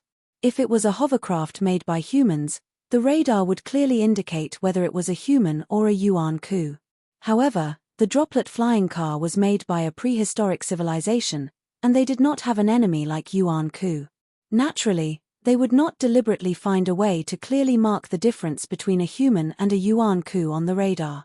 What made Guhan even more concerned was that behind this humanoid creature, there were two humanoid creatures with wings on their backs chasing it. Both sides were engaged in a battle of life and death. Speed up. Chase that humanoid creature. Guhan immediately ordered the droplet flying car through his mind. Regardless of whether the humanoid creature being chased was a human or not, the two winged guys behind it must be Yuan Ku. Moreover, it was the angel-type Yuan Ku that Guhan hated the most, Yuan Ku. The speed of the two pursuers was extremely fast, reaching a speed of around 150 km per hour. For a humanoid creature to be able to reach such a speed, it was impossible. For a humanoid creature to be able to reach such a speed, then the two pursuers must be spirit sword level or above. Full pursuit. The speed of the droplet flying car suddenly increased by one level, reaching a speed of 400 km per hour. At the same time, the droplet flying car told Guhan through its mind that in such a complex jungle environment, the droplet flying car could not maintain this speed for a long time. After 10 minutes at most, the droplet flying car must slow down, otherwise, Guhan would have to pay for the repair himself. Guhan didn't care about the repair cost. If he could, Guhan was willing to pay 10 times the repair cost to figure out where he could repair this droplet flying car made by the prehistoric civilization. Under the full-speed pursuit of the droplet flying car, in about 10 minutes, Guhan caught up with the 3 guys who were chasing each other. Sure enough, there are 3 yuan coups. When Guhan saw the 3 people who were chasing, his heart slightly moved. The speed of the droplet flying car naturally slowed down, maintaining the same speed as the 3 yuan coups. It's actually 2 8-winged angels. The first thing that Guhan recognized was the 2 angels who were chasing behind him. Because angels were the easiest to identify. As long as one looked at the wings on their back, one could easily identify the identity, level, and strength of the other. The 8-winged angels were considered to be a high-end force in heaven, equivalent to a human spirit sword-level sword-bearer. The number of such angels in the entire heaven was not many, probably less than 30. Usually, these angels stayed in heaven to accumulate their strength and rarely appeared in the human world. Unexpectedly, this time, 2 of them appeared in one go. Yuan Ku name, 8-winged angel. Level, nether level. 2-dimensional world, Western mythology. Affiliation, Yuan Ku force, heaven. Health, 5 stars. Attack, 6 stars. Agility, 8 stars. Magic power, 8 stars. Ability, the 8-winged angel has 4 pairs of white wings. Each pair of wings represents a different kind of light power. Each kind of light power has a powerful ability. At the same time, according to the different light power, it can cast different skills. Moreover, every 2 different types of light energy could be combined to form a new type of energy that was mixed together. Angels can master a total of 6 different kinds of light power. It is said that the most powerful 12-winged angel, Jehovah, can combine these 6 kinds of light power together to form an unparalleled power. But no living person has ever seen Jehovah use such power, because those who have seen it are all dead. Unique skill. The 6 basic powers are healing light, incandescent flame, unnecessary sacrifice, holy prophecy, loving light, eternal rebirth. Introduction. A creature that exists in the mythical world built by humans. According to its own strength, it has different number of wings. For angels, wings represent their everything. Every superior angel with an extra pair of wings has absolute control over the inferior angels with fewer wings. The most powerful 12-winged angel, Jehovah, controls all the angels. Every angel is the supreme leader. His orders can be carried out without hesitation, even if other angels have to sacrifice their lives. The 8-winged angel is the most powerful representative of the angels. Currently, it can be confirmed that there are a total of 28 8-winged angels, which belong to 6 different 10-winged angels. Combat record. The relationship between angels and humans is good and bad. Under normal circumstances, they stay in heaven and rarely come to the human world. However, once their leader, Jehovah, becomes angry, all the angels will come out of their nest and start a holy war against humans or Yuan Ku who blaspheme Jehovah. Since the appearance of heaven 800 years ago, the 8-winged angel has a total of 148 recorded battles. Among them, they have encountered ancient sword-level swordsman 20 times, treasured sword-level swordsman 51 times, famed sword-level swordsman 45 times, spiritual sword-level swordsman 22 times, immortal sword-level swordsman 8 times, and emperor sword-level swordsman 2 times. Combat result: ancient sword-level swordsman killed, treasured sword-level swordsman killed, famed sword-level swordsman escaped 24 times, spiritual sword-level swordsman won 13 times, lost 5 times, immortal sword-level swordsman won 7 times, and emperor sword-level swordsman won all the other battles. Combat suggestion: unlike other Yuan Ku angels, angels will not fight humans for no reason. However, once an angel is determined to fight, it will fight to the end and will not allow an ant to escape from its sword. Ancient sword-level and treasured sword-level swordsmen, please maintain a 100% respectful attitude towards the angel. Do not do anything that angers them. Put down your human dignity for now and protect your own life first. When you have the upper hand in terms of strength, you must maintain respect towards the angel. Do not provoke it verbally. Do not fight if you can avoid it. If you must fight, You must not attack first. You must wait for the angel to attack first before you can retaliate. Also, without backup, do not engage in a battle that cannot be ended within 20 minutes. Otherwise, the angel will summon its own ally, the angel. This was all the information on the 8-winged angel in the personal terminal. This information mentioned a very interesting thing, which was that the angel would not directly fight humans like the other Yuans. After coming to the human world, they still seemed to maintain a certain level of rationality. They were not like most Yuan Ku angels, who would fight to the death whenever they saw a human. Angels were different from their mortal enemy, the demons. Whenever they saw a demon, an angel would start fighting without any explanation, just like a normal Yuan Ku angel would when it saw a human.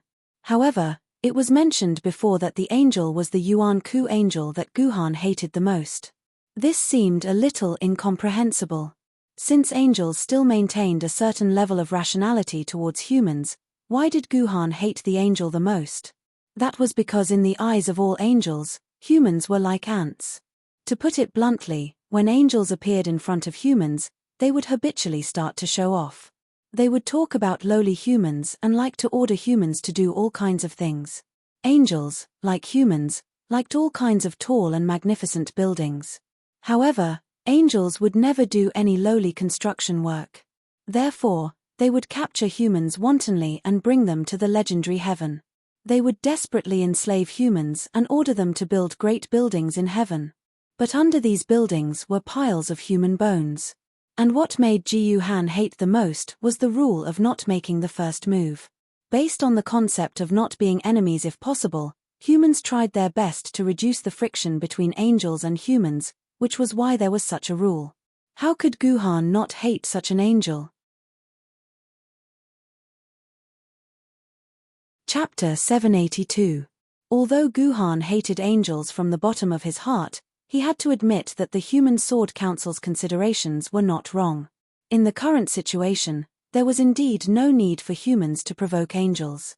It was inevitable for them to suffer some losses appropriately. After confirming that the one chasing them was an angel and the one being chased was Yuan Ku and not a human, Guhan gave up on interfering in this matter. He even deliberately controlled his droplet flying car to retreat, expressing his thoughts in the most direct way. But before retreating, Guhan shifted his attention to Yuan Ku, who was being chased by the angels. He wanted to see which unlucky Yuan Ku was actually being chased by two powerful throne angels. The one being chased was a female human. She wore a dark red uniform that resembled a military uniform, and a black lace miniskirt with white edges. She had a pair of milky white stockings that extended all the way to the base of her thighs, and under the miniskirt, she was wearing a pair of milky white stockings. Below this girl was a racing cart rider. This cart rider did not have a driver and was completely in a state of autopilot. But in this state of autopilot, it could actually gallop without slowing down in such a complicated forest environment. The various godlike evasive actions were not something a normal cart rider could do. This Yuan Ku girl continuously launched counterattacks while escaping. She held a silver-white double-barreled shotgun in her hand. While escaping frantically, she also continuously fired the shotgun at the two angels chasing behind her. The power of this shotgun should not be underestimated. In the face of the bullets shot by this shotgun, the angels did not dare to use their bodies to block it. Instead, they had to choose to dodge. If they did not dodge, they would be hit by the shotgun's bullets and a large number of feathers would flutter in the air like snow. Why have I never seen this Yuan Ku before? After seeing the appearance of this female Yuan Ku clearly, Guhan could not help but feel a little puzzled. Guhan believed that although he did not have a deep understanding of Yuan Ku, he had done quite a bit of research. Moreover, the humanoid Yuan Ku was the focus of Guhan's attention. As long as he saw Yuan Ku's appearance clearly, Guhan could more or less guess the origin of Yuan Ku. But this girl Yuan Ku had no impression in Guhan's mind at all. It was as if she had never appeared in this world. Prompt: apologies, the database cannot find Yuan Ku's information. You can try to connect to the quantum communication network and search for information in the network database. Prompt: you may have discovered a new Yuan Ku. This Yuan Ku's information is 0. If conditions permit, I hope you can record this yuan ku information and upload it to the database. A new yuan ku, Guhan muttered to himself. It seemed that this female yuan ku was the yuan ku who had recently entered the human world through the dimensional rift. Fortunately, he had encountered her, so there was no information about her in the database. However, there was something that Guhan could not understand. If this girl yuan ku had recently entered the human world, why was this angel chasing after this yuan ku? Logically, there should not be any hatred between them. Never mind. It's just a dogfight. Let's go. Although he was a little curious about this new yuan ku, due to her identity as an angel, Guhan still decided to leave this place. He did not want this group of crazy angels to suddenly take things too hard and run over to find trouble with him and start some holy war with him. However, in this world, what one feared would happen. When Guhan decided to leave, one of the 8-winged angels twisted its wings and suddenly changed directions, chasing after Guhan's droplet flying car. You're the one who provoked me. Actually, Guhan could choose to let the droplet flying car accelerate. This way, the 8-winged angel would not be able to catch up to Guhan. However, Guhan did not choose to accelerate. Instead, he let the droplet flying car maintain a constant speed and quietly waited for this angel to catch up. Lowly human. Your car has been requisitioned by us. This angel opened its mouth and wanted to commandeer Guhan's droplet flying car. Obviously, the two 8-winged angels felt that the speeding cartrider was extremely troublesome. Thus, they decided to commandeer Guhan's droplet flying car and use the machine's power to chase after this damned woman. What if I refuse? Guhan's voice buzzed from inside the car. Lowly human has no right to refuse. The throne angel said coldly, pointing the radiant long sword at the driver's seat. If you refuse me, you will choose death. There was no reply from the droplet flying car, but the droplet flying car's actions gave the answer. The droplet flying car began to accelerate as though it was trying to escape from this throne angel's sword. You don't know what's good for you, human. Radiant judgment. The throne angel snorted coldly, and the radiant long sword in its hand immediately released a dazzling light. Then, a laser-like ray shot toward the droplet flying car, trying to completely destroy this flying car. You attacked first. Inside the droplet flying car, a camera faithfully recorded the entire scene. Just as the radiant judgment was about to hit the droplet flying car, Guhan moved his mind, and the droplet flying car swayed to the left, dodging the radiant judgment. Then, Guhan opened the driver's seat of the droplet flying car and jumped out. He landed on the ground and faced this throne angel. As for the droplet flying car, it was still moving behind Guhan. This was because Song Hammer was still inside the droplet flying car. Against the nether rank yuan ku, an ancient sword wielder like Song Hammer would be instantly killed. Guhan could not let him encounter any danger. He could only remotely control the droplet flying car and bring Song Hammer away from this battlefield. Lowly human, you dare to face the great Gloria head-on, then Gloria will let you die more happily. This angel said proudly, his eyes still filled with disdain. So this angel's name was Gloria. Now that he knew the name, things would be much easier. Guhan had already remembered this angel's information. Gloria was one of the more common thrones in the human world. Gloria was a throne angel directly under Seraph Gabriel, who was responsible for judging the sins of heaven and earth. To put it bluntly, she was the seraph in charge of the other side's battles. At the same time, she was also the seraph with the most thrones in heaven. It was said that her strength was second only to Archangel Michael. Gloria often appeared in front of humans in the name of judging, and she only needed one reason to kill. As long as she felt that there was disrespect for God in your heart, then she could judge you in the name of God. Many humans had died in Gloria's hands, including yuan kus and sword wielders. 10% of the throne's kills were contributed by Gloria. However, Gloria was also very clever. Once there was a human around her who was stronger than her, she would hold back her killing intent and only attack when the human was alone. This made the humans, who had formed a certain tacit understanding with heaven, feel very aggrieved. In order not to provoke heaven to attack the humans, humans could not take the initiative to attack the angels when they were not threatened. However, the angels did not have this scruple. They were very clear about the bottom line of humans: as long as they did not wantonly kill humans under normal circumstances, and occasionally killed a few humans, humans would not dare to take the initiative to attack them.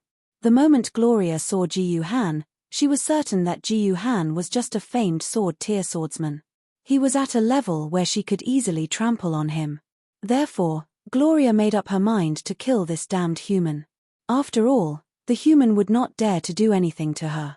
Unfortunately, this time Gloria was destined to kick an iron plate. Radiant judgment. Gloria repeated the same trick, and a milky white laser shot out from the radiant longsword. This was the basic attack skill of the angels. Once hit by the white light, they would inevitably suffer a lot of damage. Child's play. Guhan's body gently moved to the side to avoid the light. With a light kick of his legs, his whole body stuck to Gloria's side. When Gloria reacted, Guhan was less than half a meter away from Gloria. Guhan could even smell the fishy smell on Gloria's body, like the fishy smell of a duck coming out of a loosely stitched down jacket. This was the smell of Gloria's feathers. The human predecessors were right. Angels were not sacred at all. They were just birdmen with wings. Stupid. Seeing Guhan approach, Gloria did not panic. The radiant long sword in her hand changed in an instant. The original silver radiant longsword instantly flashed with a dazzling light, looking like the lightsaber in the Star Wars. Clang! The lightsaber and the Chidyen in Guhan's hand collided, making a fierce collision sound. Although the angels had a long-range skill like Radiant Judgment, this did not mean that the angels were long-range attacks like Yuan Ku. In fact, all the angels were melee experts and had superb melee combat ability. These days, they stayed in heaven on weekdays. Apart from absorbing the sacred power of light, there was no other entertainment. Practicing their melee combat ability became their only entertainment. The angels' own weapon was the radiant longsword, so these angels could only practice their swordsmanship. Gloria used the radiant longsword to exchange dozens of blows with Guhan, and drops of shining sweat appeared on her forehead. In comparison, Ji Han was much calmer. At the very least, there was not a single drop of sweat on his forehead. He had a calm look on his face. This despicable human's swordsmanship is not bad. He can actually fight me to a standstill. After a short separation, Gloria thought to herself. However, Gloria also thought highly of herself. You are already sweating, but I don't see any fatigue on your body. Isn't it obvious who is stronger and who is weaker? Chapter 783. In terms of swordsmanship alone, Guhan could actually defeat Gloria within 10 moves. However, Guhan forcefully dragged the fight to more than 30 moves. His goal was to see where the limits of Gloria's swordsmanship were and to thoroughly understand the swordsmanship foundation of the angel species, Yuan Ku. After dozens of moves, Guhan had already thoroughly understood the swordsmanship routine of the angel species, or at least, he had thoroughly understood Goliath's swordsmanship routine. The physique of the angel was very good, and his sword was steady and powerful, or rather, it had reached a terrifying degree of stability. The curve of each sword was almost at the nanometer level. This was something that Guhan could not achieve unless he used the Green Lotus White Root body. Obviously, the swordsmanship of these angels was the result of years of training. Only by persevering and constantly practicing could one's swordsmanship reach such an astonishing degree of stability. However, this stability was both the advantage of the angels' swordsmanship and their fatal weakness. To a certain extent, stability meant immutability. Their swordsmanship routine was indeed very exquisite, and it could be seen that it was a swordsmanship expert's sword routine. However, no matter how perfect a swordsmanship routine was, when the person using it couldn't use it flexibly and could only use the sword moves rigidly, facing a true swordsman, there was no doubt that he would lose. Is this the embodiment of the angel's character? Guhan recalled Gloria's swordsmanship and immediately remembered the evaluation of angels by humans. In human records, angels were always associated with inflexible, dogmatic, and stubborn conservatives. This was because these angels were so rigid that they almost had no consciousness of their own. They always blindly obeyed the orders of their superiors and blindly maintained the rules of the angel race that had been passed down for thousands of years. Once someone dared to break their rules, they would kill these people at all costs. This characteristic allowed the angels to have both glorious and tragic moments in the more than 800 years of their existence. The most glorious moment was when they defeated the Martyr's Palace and almost turned all the 10 kings of the Martyr's Palace into angels. The most tragic time was when the mayor of a free city had yet to become a free man. It was said that the mayor killed his way to heaven and slaughtered 80% of the angels in heaven. He fought against Jehovah for 3 days and 3 nights. Jehovah was forced to break his wings and used a super-powerful ultimate move of mutual destruction to force the mayor to leave. Then Yahweh closed the gates of heaven and fled in the void for 300 years. Only when Yahweh recovered from his injuries did he dare to appear in the human world again. In fact, before becoming a free man, the mayor of the free city was not a warlike person and had no grudges with heaven. It was just that it was said that the mayor lived a destitute life for a period of time. Occasionally, an angel would fly past in the sky and drop 5 or 6 feathers. The mayor would arrange these feathers and make a goose feather fan. This was an insignificant matter. Your feathers fell, so what if others used them to make a goose feather of your feathers? But this made the angel feel like he had suffered a fatal insult. How could his feathers be made into a fan? This was simply a great humiliation, so the angel was prepared to kill the mayor. In the end, he failed to show off and was killed instead. His feathers were plucked clean and thrown into a cesspool. This caused the entire heaven to go into a frenzy. At that time, heaven had just arrived in the human world from their original world. They were at their strongest and most domineering. How could they endure such humiliation? At first, it was just a few 2-winged angels who took revenge. Later, when the 2-winged angels couldn't beat the 4-winged angels, and when the 4-winged angels couldn't beat the 6-winged angels, finally, under the leadership of the 10-winged seraph Raphael, they took revenge on the mayor. It must be said that the mayor had a good temper. Even after being provoked, he didn't have the thought of going to heaven to take revenge. After defeating Raphael in an instant, he took the initiative to apologize to heaven and expressed that he hoped the matter would end like that. Anyone with a little bit of political wisdom would know that such a powerful guy, even if he couldn't be a friend, he definitely couldn't be an enemy. If he became an enemy, if there was a chance to end the hatred, he definitely wouldn't let it go. In short, he couldn't fight with him so rigidly. He had to act according to his own strength.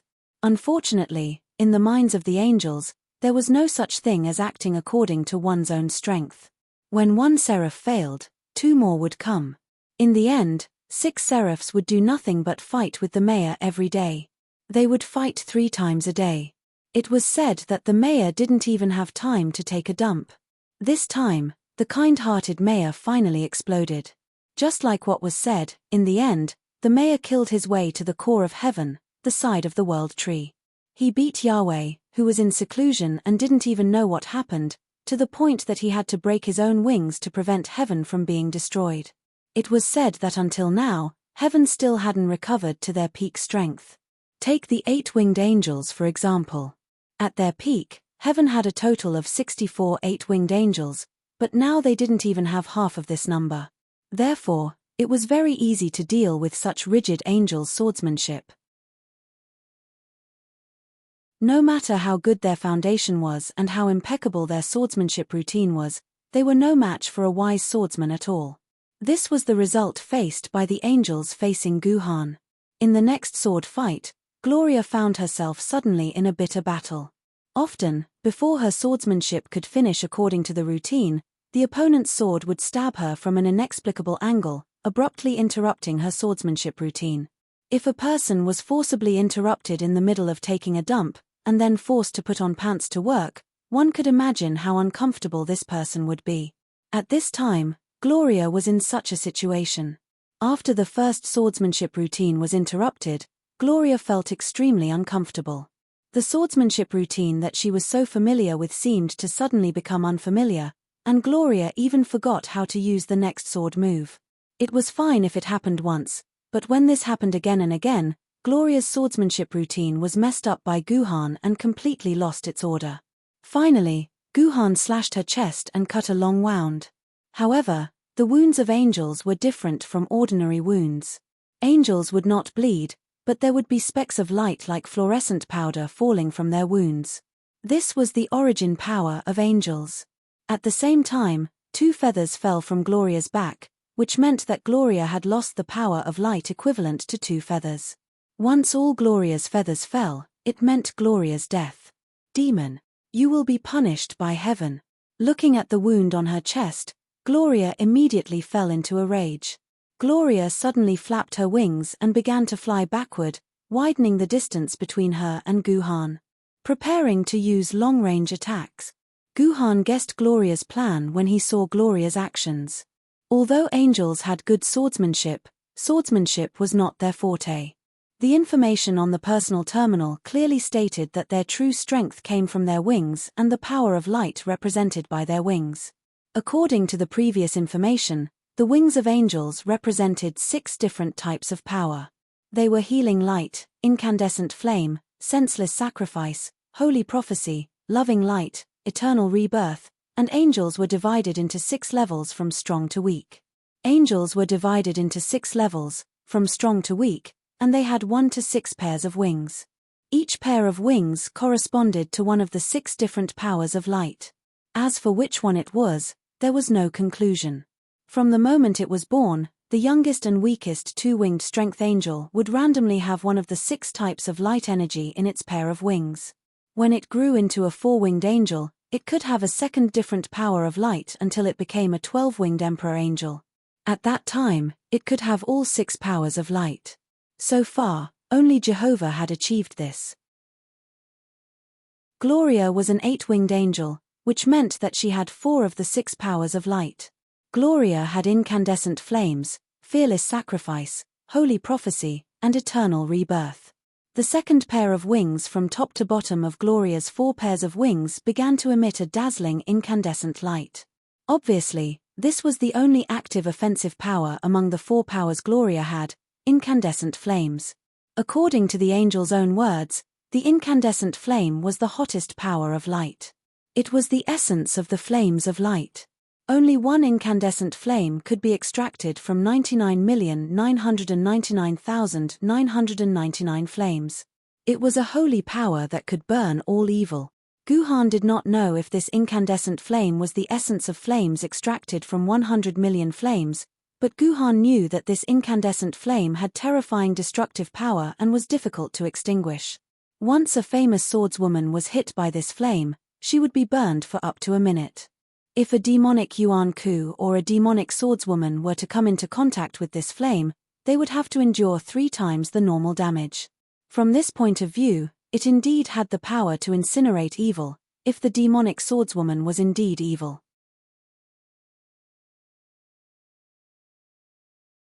Chapter 784. The incandescent flame hit Guhan's shield and exploded into a flash of light. Gloria, who was in the sky, smiled in satisfaction. "How dare you blaspheme God? Death is the best way to atone for your sins," Gloria said loudly. Gloria said loudly, but Gloria had some doubts in her heart, because in her original estimation, it was impossible for the incandescent flame to hit this opponent so easily. The speed of the incandescent flame was not too fast. It was about the same speed as a bow and arrow. Generally speaking, if the reaction speed of a famed sword maiden was fast enough, she would be able to dodge the incandescent flame. Gloria and Guhan fought earlier, and Gloria knew that Guhan's movement was amazing. It would be a piece of cake for him to dodge the incandescent flame. However, Guhan did not dodge at all. He just let the white flame hit Guhan's shield. Is there some kind of despicable plot? Gloria guessed silently. At the same time, her body became even more alert. Could Guhan dodge the incandescent flame? Of course, Guhan could dodge it. Dodging a flame of this speed was as easy as eating and drinking for Guhan. So why didn't Guhan dodge it? Was Guhan plotting something? Guhan simply wanted to test the strength of his shield. In fact, this was something that Guhan wanted to explore after his rebirth. Although his starting point after his rebirth was indeed a famed sword maiden, Ji Han was still a little unwilling to give up. He felt that it was impossible for only one famed sword maiden to be born after throwing in 3 precious materials. That was why Guhan wanted to figure out the upper limit of starting point strength. There were 2 ways to find out the upper limit of starting point strength. The first way was to bring starting point back into the game and let the game list out starting point specific attributes. That way, he could see the most intuitive data of starting point, just like Juice's amazing attributes. This method was good, but he needed to enter the city to do it, and the data obtained was not very accurate. After all, this was just a simple computer test. According to scientific estimates, there was about a 10% deviation from the actual situation. 10% might not seem like much, but in a life and death situation, this could very well be the 10% that determined Guhan's fate. Therefore, for Guhan, the best way was to test Chijian's ability through actual combat. This was the best way, because all the data would eventually be reflected in actual combat. No matter how good the game was, it was still to serve actual combat. Therefore, Guhan did not dodge or evade, and took Gloria's incandescent flame head-on. The reason why he chose to take Gloria's incandescent flame head-on was that Gloria, an angel, was already known to humans. Humans also had detailed data on her specific strength. In addition, the power of the incandescent flame was relatively fixed, so Guhan could roughly calculate how much damage the incandescent flame could cause, and then calculate how thick starting point's personal shield could be. If it was the previous king of Yu Gojian, the defense ratio of the sword form was 1:28. The sword element in Guhan's body was about 46,000 quarks, which meant that he could produce a personal shield with an energy value of around 59,000. According to Guhan's calculations, when Gloria's incandescent flame faced a famed sword maiden, it could cause around 5,000 damage. In other words, Gloria's incandescent flame could destroy about 8% of the original king of Yu Gojian's personal shield energy. Is it really okay for an 8-wing ultimate move to deal this little damage? But when Guhan took the incandescent flame head-on, Guhan was surprised to find that the energy of his personal shield did not change at all. Although Guhan could not directly see the energy change of the personal shield like in the game, every sword wielder could judge the strength of the personal shield based on their instincts. But unlike the intuitive reaction of the personal shield's energy value in the game, sword wielder in reality judged the energy loss of their personal shield by feeling the percentage of their personal shield's energy. Generally speaking, sword wielder could feel about 1% of their personal shield's energy change. And for a top sword master like Guhan could feel 0.1% of their energy change. If he activated the Green Lotus White Root Body, Guhan could even feel 0.001% of their energy change. But after the incandescent flame disappeared, Guhan was surprised to find that the percentage of his personal shield's energy value did not change at all. It was still 100%. This gave Guhan a big shock.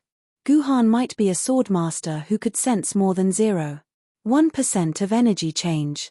According to the 5,000 points of damage of the incandescent flame, unless the total energy of the Qi Jian's personal shield exceeded 5 million, Ji Yuhan would feel that the energy of his personal shield was still at 100%. But with an upper limit of 5 million energy, except for a very few top spirit swordbearers, only sword immortals could reach this kind of terrifying data. It seems that I have to find a way to take more damage before I can judge. Guhan thought so he opened his mouth and looked at Gloria in the sky mockingly. He said with a smile, "Is this the power of an angel's flame? Why do I feel like it's similar to the flame of a candle? Stupid human. You are provoking the flame of God." Angels were really inflexible. Guhan's casual provocation made Gloria furious. The top 2 pairs of wings on her back began to flap at the same time, blooming with a godlike light. Gloria began to flap the second pair of wings on her back, which was to use the power of the incandescent flame. Flapping the first pair of wings meant to use the power of fearless sacrifice, and once these 2 pairs of wings were flapped at the same time, it meant that she was going to use the incandescent flame and the power of fearless sacrifice at the same time. In fact, if you think about it carefully, you will find that if you can only use one kind of power, an angel is not a powerful Yuan Ku. The incandescent flame was the only attack skill that an angel had, and this skill was not a very powerful ability among the nether-level Yuan Ku. Many other nether-level Yuan Ku's attack power surpassed the incandescent flame's attack power. In actual combat, any opponent with a few control skills or strange skills could easily toy with an angel to death. The reason why an angel could stand at the peak of all Yuan Ku was naturally not because of the simple use of these 6 skills. Their strength lay in the fact that these 6 skills could be fused at will to form a new powerful skill. For example, Gloria was fusing the power of the incandescent flame with the power of Fearless Sacrifice to use the powerful compound skill Fearless Flame. The incandescent flame was a simple flame attack skill with burning ability, while Fearless Sacrifice was a status-type skill. It could sacrifice 1/10 of one's feathers in exchange for an overall increase of 10 times one's own. Once the incandescent flame and Fearless Sacrifice were used together, it could produce an overall increase of 10 times. Please note that this is not a simple increase in damage, but an overall increase. The incandescent flame's speed, damage, coverage, burning effect, etc., all attributes will be increased by 10 times. Let's not talk about anything else. Just the fireball's flying speed increased by 10 times. Everyone can imagine it. This is like the robot's flying speed increased by 10 times in League of Legends. Even if the script is turned on, it would be impossible to avoid this terrifying hook. Even Guhan needs to concentrate to avoid this fused Fearless Flame, let alone most of the other sword bearers and sword ladies. They are almost destined to not be able to avoid this skill. Fortunately, Guhan did not intend to avoid this Fearless Flame skill at all. He still stood still, letting the powerful Fearless Flame hit him. How is it? How is the effect? 1/10 of the feathers on her back had fallen off, and a lot of places had exposed her white chicken wing-like skin. She nervously paid attention to Ji Yuhan's condition, wanting to see him howling and screaming under her flames. However, when the flames dissipated, the damned human was still standing there unscathed. He did not look the slightest bit disheveled, as if he had not been injured at all. This is impossible. Gloria clenched her fists tightly. This is impossible. Gloria did not know that Guhan and she said this in their hearts at the same time. That Fearless Flame, which had a full 50,000 damage, was enough to blast Guhan's personal shield to 1 HP, but it still did not cause any damage to Guhan's personal shield. In Guhan's perception, his personal shield is still at the upper limit of 100% energy. Based on the calculations he had just made, the energy of Ji Yuhan's close-fitting shield had already exceeded a frightening 50 million. This was a close-fitting shield that only a top-tier immortal sword wielder could barely achieve, and this was only possible with the support of the immortal sword wielder's vast amount of sword essence. As far as Guhan knows, the current top sword rank sword lady has a protection ratio of 2.88 times that of his Juzi sword. The top of the spiritual sword rank reached 5.69, and the top of the sword lady rank reached 20.12. In other words, if an immortal sword wielder wanted to achieve such an energy intensity, then their own sword essence must be more than 2.5 million quarks, and they must also have the best immortal sword wielder swordmistress in order to achieve a frightening shield energy of 50 million quarks. Even if the Chijian sword at this time is an emperor sword, like the top Confucian emperor sword, with more than 100 times the protection ratio, then multiplied by Guhan's pitiful 46,000 quarks of sword essence, that is only about 5 million. How can it have an energy strength of 50 million? Could it be that the protection ratio of Chijian's sword has already exceeded 1,000?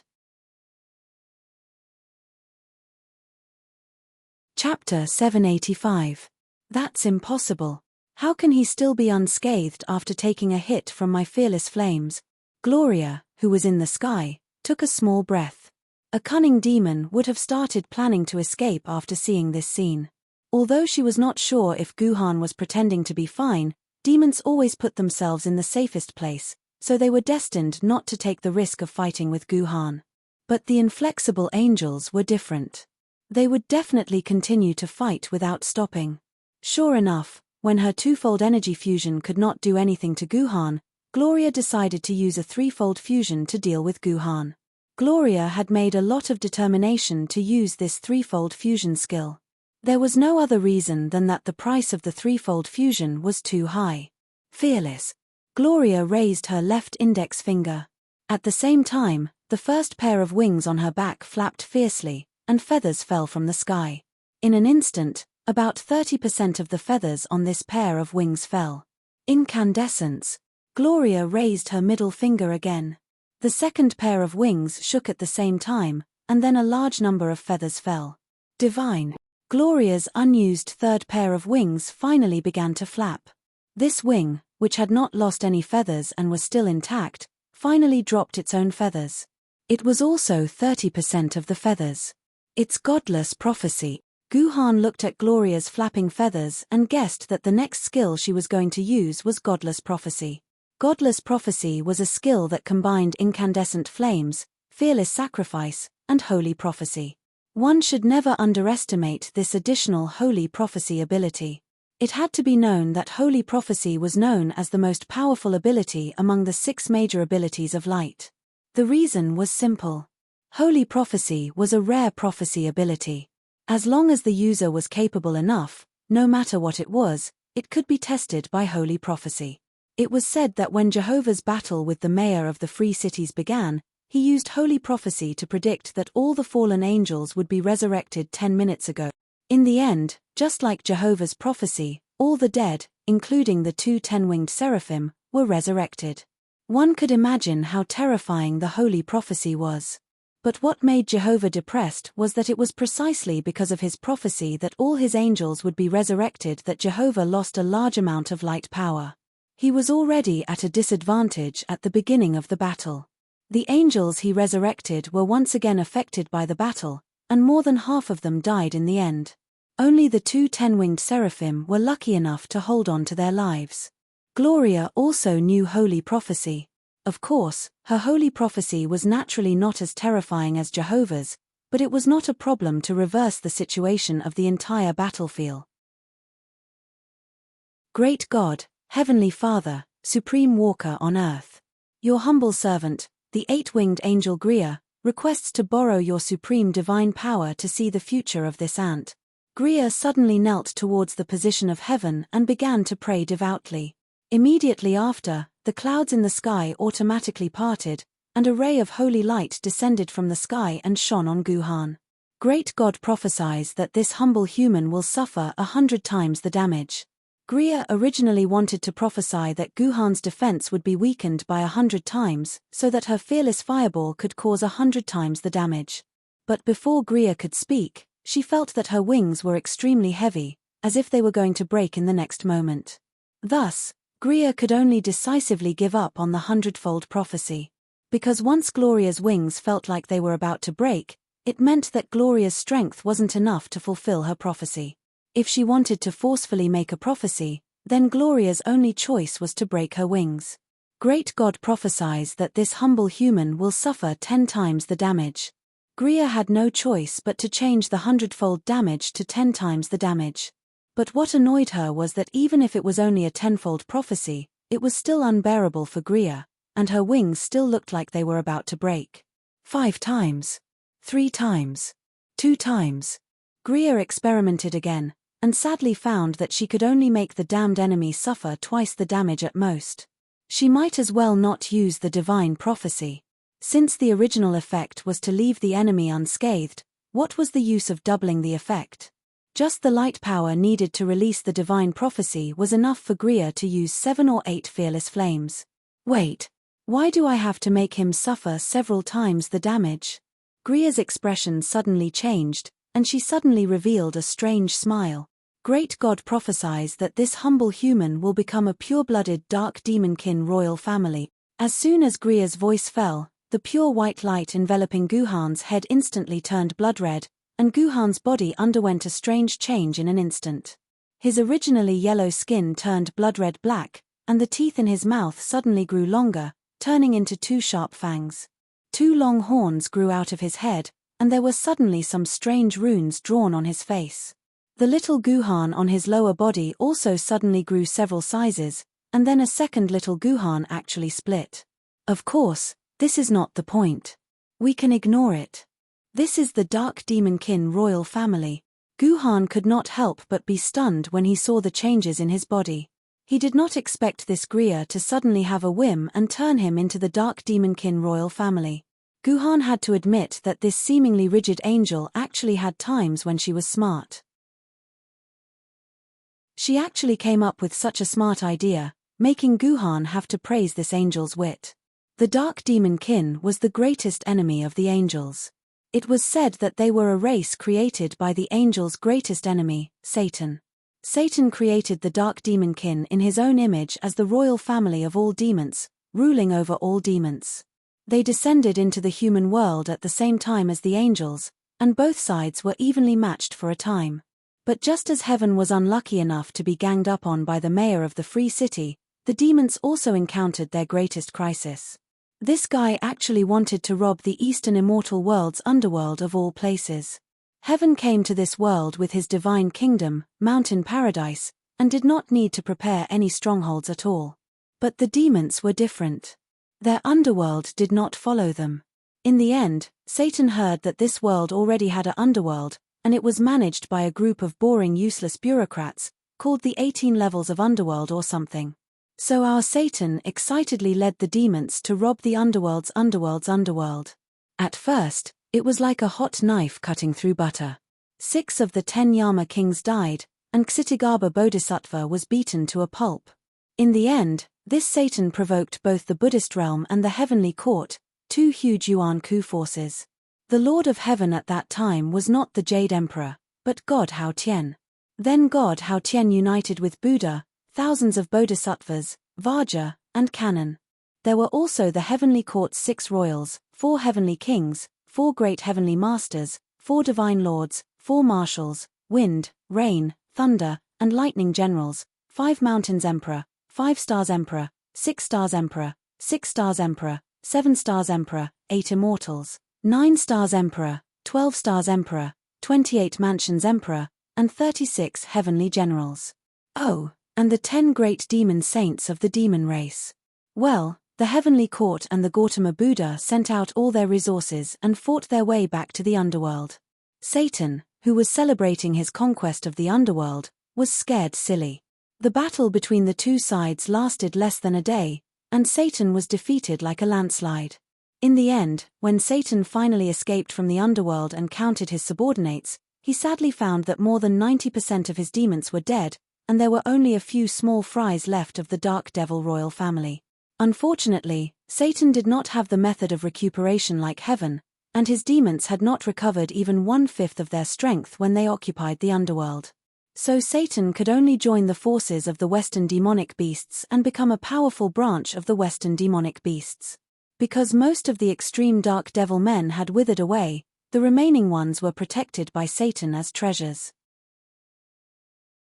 Humans had only had 1 or 2 chances to encounter the extreme dark royalty, so there was not much information about the extreme dark royalty. However, the following points could be confirmed. First, the dark devil royal family was the darling of darkness, and their use of dark magic was extremely powerful. They were very powerful enemies. Second, the dark devil royal family and angels were absolute enemies, and both sides had attributes that restrained each other. Ordinary demons could cause 3 times the damage when attacking angels, and angels could also cause 3 times the damage when attacking demons. However, the dark devil royal family would cause 20 times the damage when attacking angels. Similarly, angels would also cause 20 times the damage when attacking the dark devil royal family. This was why Gloria wanted to turn Guhan into a dark devil royal family. It was because her attacks could cause 20 times the damage to the dark devil royal family, which was 10 times more than the 2 times damage that Guhan had to bear.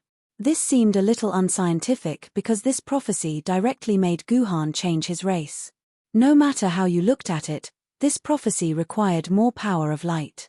However, prophecy was actually a method of equivalent exchange. After Gu Han became a dark demonic royal family member, his strength did not change much. This meant that Griya did not have to pay much of a price, so it was easier for her to succeed. Although Gloria also had to bear the risk of 20 times the damage, Gloria found that no matter how she attacked just now, Guhan did not seem to have any intention of resisting. Although she did not know what Guhan was planning, Gloria guessed that Guhan would still bide his time, so she simply took the risk. In fact, there was another reason. Guhan could not fly, but Gloria could. Guhan's sword could not hit Gloria's head.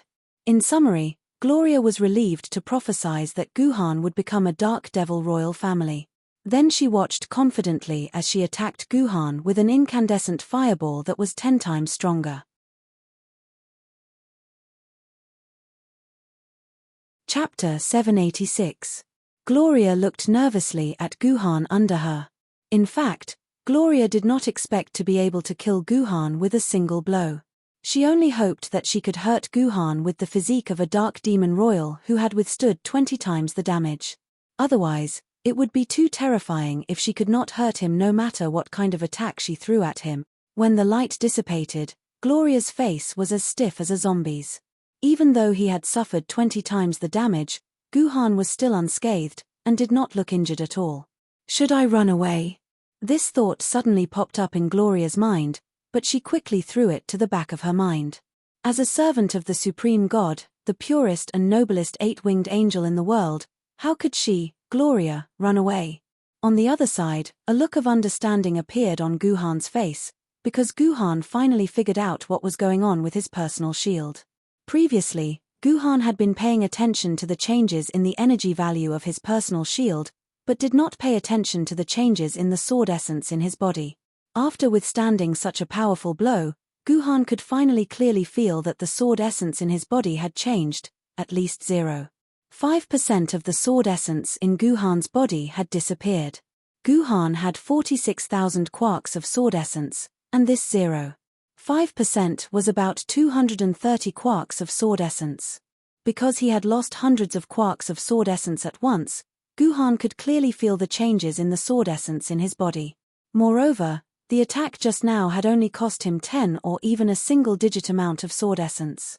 Such a small amount was not something that Guhan could feel at all.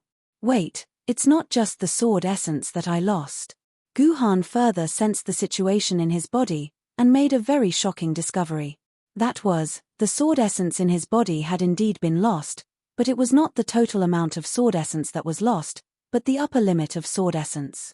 Guhan could vaguely feel that the sword essence in his body was still overflowing, but there was not as much sword essence in his body as before, which directly meant that Guhan's body had lost its upper limit. This is not fun. Guhan smiled bitterly. He had finally figured out Chijien's personal shield. It turned out that Chijien's personal shield was a completely new mechanism, different from the original shield formed directly by the sword essence in the body and guardian. Even if such a personal shield broke, it had nothing to do with the upper limit of the sword essence of the sword wielder. As long as he waited for a while, the personal shield could be reset, and it would still be full. However, the mechanism of Chijien's personal shield was different. When his personal shield was attacked, it would directly consume the upper limit of his sword element, causing the upper limit of his sword element that he had stacked up to disappear. Although the 230 quarks of sword element was not much compared to Guhan's 46,000 quarks of sword element, it was not a huge amount. But what if this was against an ancient sword wielder? The small half of the sword essence that he had painstakingly accumulated would be wasted, and this ancient sword wielder would vomit blood and die. From the looks of it, Chijien's personal shield was really not good, and was practically trash. But on the other hand, Chijien's personal shield was incomparably powerful. An attack of 50,000 multiplied by 20 was a full attack of 1 million. Under normal circumstances, with such a terrifying attack on Guhan, unless it was a famous sword wielder who had accumulated hundreds of thousands of quarks of sword essence, anyone else would be instantly killed. Even if Guhan switched to the juicy sword and stood there without dodging, there was an 80% chance that he would die. In other words, the loss of a mere 260 points of sword essence was enough to save Guhan's life. This was simply the #1 life-saving technique. This was a terrifying help to Guhan. Previously, Guhan did not have the ability to fight head-on with the Folis-grade Yuan Ku or the Young-grade Yuan Ku. This was because with Guhan's weak defense, as long as he touched the edge of the Yuan Ku's attack, he would instantly lose more than half of the personal shield's energy. If he was hit head-on, he would be instantly killed. But now, it was different. With Chijien's powerful personal shield, Guhan could completely fight head-on with these opponents. A young grade Yuan Ku's normal attack could only deal a few 100,000 damage. Even if he used a skill, it could only deal a few 100,000 damage. Only when he used a powerful technique could he deal more than 1,000,000 damage. However, such a technique could not be used frequently. Using it more than 10 to 20 times in a battle was already a miracle. When these techniques hit Guhan's body, they would only lose a few thousand quarks of sword essence. With Guhan's 46,000 sword essence limit, Guhan was confident that he could fight 3 young grade Yuan Ku at the same time. This was a terrifying ability. Since ancient times, which famous sword wielder dared to fight 3 young grade Yuan Ku at the same time? Even if Kunzu came back to life, he wouldn't be able to do it. Of course, to Guhan, the price was also terrifying. When Guhan killed the 3 young grade Yuan Ku, Guhan's sword essence limit would probably be around 10,000 quarks, and Guhan would instantly return to his original form. Therefore, the best way to use Chijian was to not use it under normal circumstances.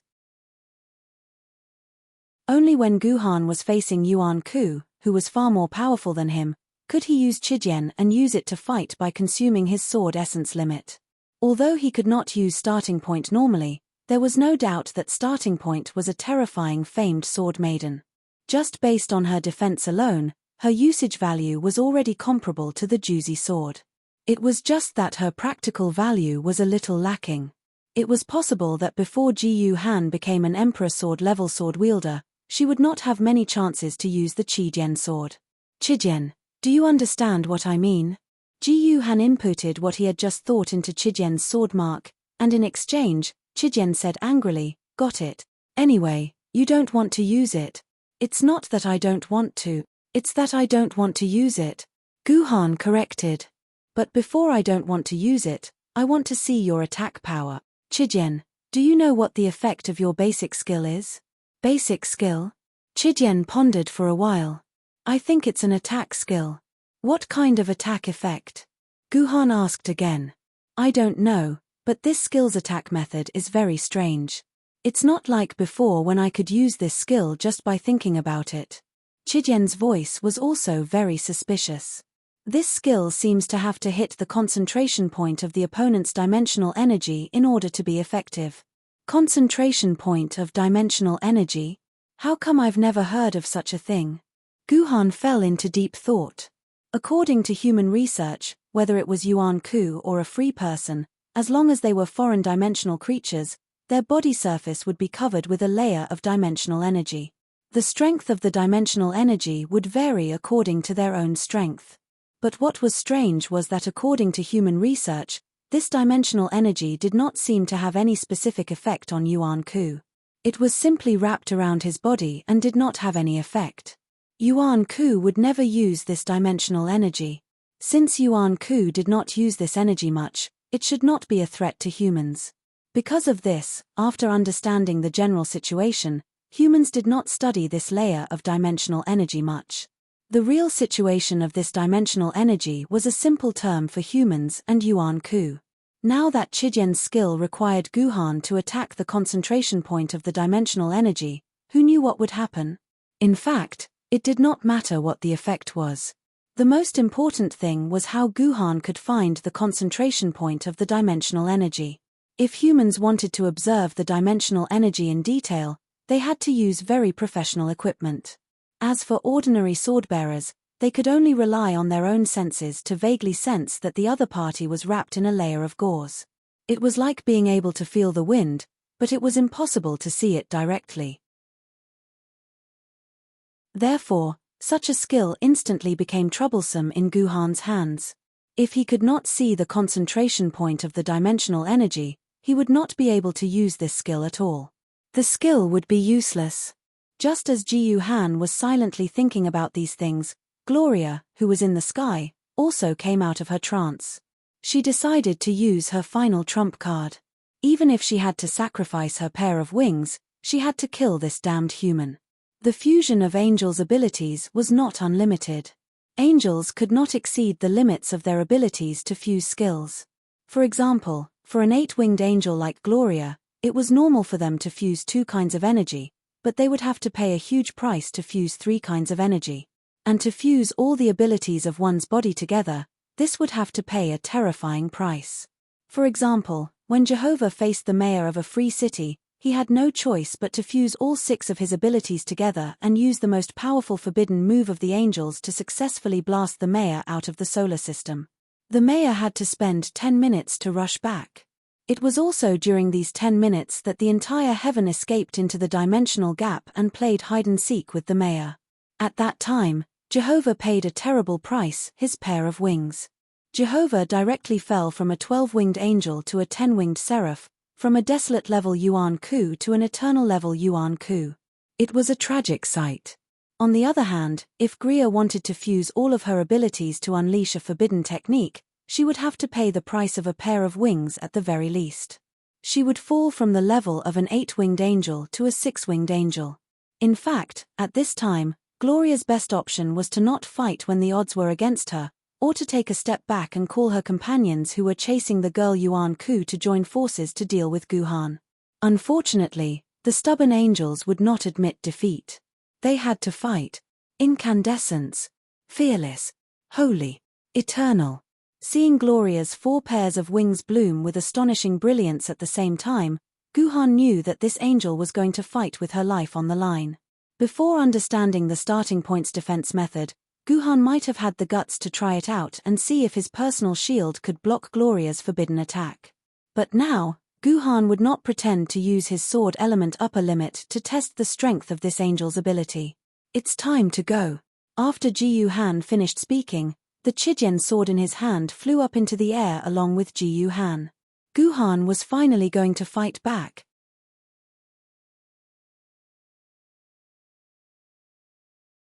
Chapter 787. Gloria never dreamed that Guhan could actually fly. Gloria also had some understanding of sword bearers. She knew that unless they were some special sword maidens, sword bearers did not have the ability to fly. Only when they became spirit sword level sword bearers could they have the ability to fly on a sword. The human in front of her was clearly a famous sword level sword bearer. How could he master the ability to fly on a sword? Unfortunately, Gloria had no time to worry about this. What she should really worry about was what she should do now. It seems that I can only find a way to ensure that the incandescent hymn is released. Gloria gritted her teeth and thought. The incandescent hymn was the name of the skill that Gloria's 4 light abilities combined together. This was an extremely powerful skill. Gloria was confident that as long as this skill could be released, the human in front of her would definitely be injured. Poor Gloria. She no longer expected herself to be able to kill Guhan. She only weakly hoped that she could hurt Guhan, and this made her satisfied. The incandescent hymn had an additional eternal rebirth ability compared to the previous godless prophecy. As the name suggested, eternal rebirth was a kind of rebirth skill. When used alone, eternal rebirth could allow an angel to achieve rebirth after death. After rebirth, an angel could instantly restore 50% of the strength they had when they were alive, and depending on the number of wings, eternal rebirth could be used multiple times in a day. For example, Gloria had 4 pairs of wings, so Gloria could be reborn 4 times in a day, just like an unkillable cockroach. Once the eternal rebirth ability was integrated into a skill, then this skill would have a very terrifying attribute. According to the past records of humans, but this skill integrated with eternal rebirth, then until the angel completely died, this skill would continue to be used on the opponent. Using League of Legends as an example, for example, the opponent used Ignite on you. Under normal circumstances, this Ignite would last for 5 seconds, after which it should disappear. But if the eternal rebirth ability was integrated into Ignite, then this Ignite would exist forever until the user died, unless the user died or some higher level of power purified it. To put it bluntly, if the angels were a bit more wretched. After using the incandescent hymn on Guhan, she immediately used the gates of heaven to escape back to heaven. Unless Guhan had the power to attack heaven or find a celestial sword wielder to purify it, the incandescent hymn would remain in Guhan's body until Guhan was burned to death. Perhaps Gloria was right. With the terrifying power of the incandescent hymn, it might really be able to hurt Guhan. But there was a prerequisite, and that was that the hymn could be successfully released. Unfortunately, Gloria was destined to not have such a chance. Under the lead of Chijien, Guhan pounced towards Gloria's chest.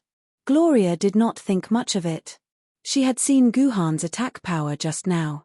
Although it was far greater than a normal famed sword-level swordsman, to Gloria, who was one level higher than him, this attack was not considered fatal. Gloria told herself that as long as she endured a few attacks from Guhan until the incandescent hymn was released, then it would be time for Guhan to die. That would be the time when Ji Yuhan would die without a burial, and she would immediately open the gate of heaven and escape back to heaven, quietly waiting for Ji Yuhan to die. By the way, Gates of Heaven was a general skill that could only be used by six-winged angels. It only had one effect, and that was to allow angels to quickly return to heaven through the Gates of Heaven. Just like the return spell, it was convenient and fast, and there was no channeling time. It could be cast almost instantaneously. Gloria's idea was beautiful, but she seemed to have forgotten a very important thing. Gloria had just turned Guhan into a dark demonkin royal. When Guhan could not attack Gloria, this physique attribute naturally made Guhan Gloria's little submissive. But once Guhan began to counterattack, this physique also became Gloria's fatal talisman. Therefore, when the cold chi sword stabbed into Goliath's chest, the blade slightly trembled, and a huge wound from the neck to the abdomen appeared on Goliath's chest. This wound almost occupied half of Goliath's chest, and countless specks of starlight gushed out from Goliath's wound. Gloria looked in Guhan's direction in disbelief, because a dimensional vortex was slowly forming beside Guhan. God said. Before Gloria could finish speaking, she was swallowed by the dimensional vortex. Guhan also put the hilt of the Chijien sword into the dimensional vortex. After eating the nether rank Yuan Ku, it could at least provide thousands of quarks of sword essence. Not only could it make up for the 230 quarks of sword essence that Guhan had lost, but it could also make up for a lot of it. So powerful. When did I become so powerful? In Guhan's purple palace, Chijien said proudly. She had actually killed a nether rank Yuan Ku with one strike. This was something that Chijien had never encountered when it was the King of Yu. But thinking about it, it was not like it had never happened before. Back when Kanzu became an immortal sword wielder, he often used the King of Yu's Gojian sword to kill various nether and meteor rank Yuan Ku. However, there was a prerequisite, and that was that the sword ancestor had to be an immortal sword-level sword wielder. Even the fleeting calendar could not do such a thing when he was a famed sword wielder. What's so powerful about it? Did you really think you could kill this angel? Guhan said with a strange expression. Despicable person, what do you mean? Chijien was not happy. Didn't I just slash down and kill that angel in an instant? The dimensional vortex is the best evidence. It proves that this angel died with one strike. No. Guhan shook his head. Don't forget, the dimensional vortex will only absorb Yuan Ku's corpse. It will only appear after Yuan Ku is completely dead. But when that angel was sucked into the dimensional vortex, she was still shouting Yahweh's name. Have you seen Yuan Ku's corpse that was sucked into the dimensional vortex still talk? This angel has the ability to be reborn forever. Even if you kill her with one strike, she can be resurrected again. You have to insta-kill her 4 times before you can truly kill her. How can a single strike cause a dimensional vortex to appear? What do you mean? Why do I have a creepy feeling in my heart? Could it be that this angel didn't die after being sucked into the dimensional vortex? She still wants to seek revenge? Chijien said in disbelief. The dimensional vortex's rules have been maintained for a full 1,000 years without changing. Only after Yuan Ku is completely dead will the dimensional vortex appear.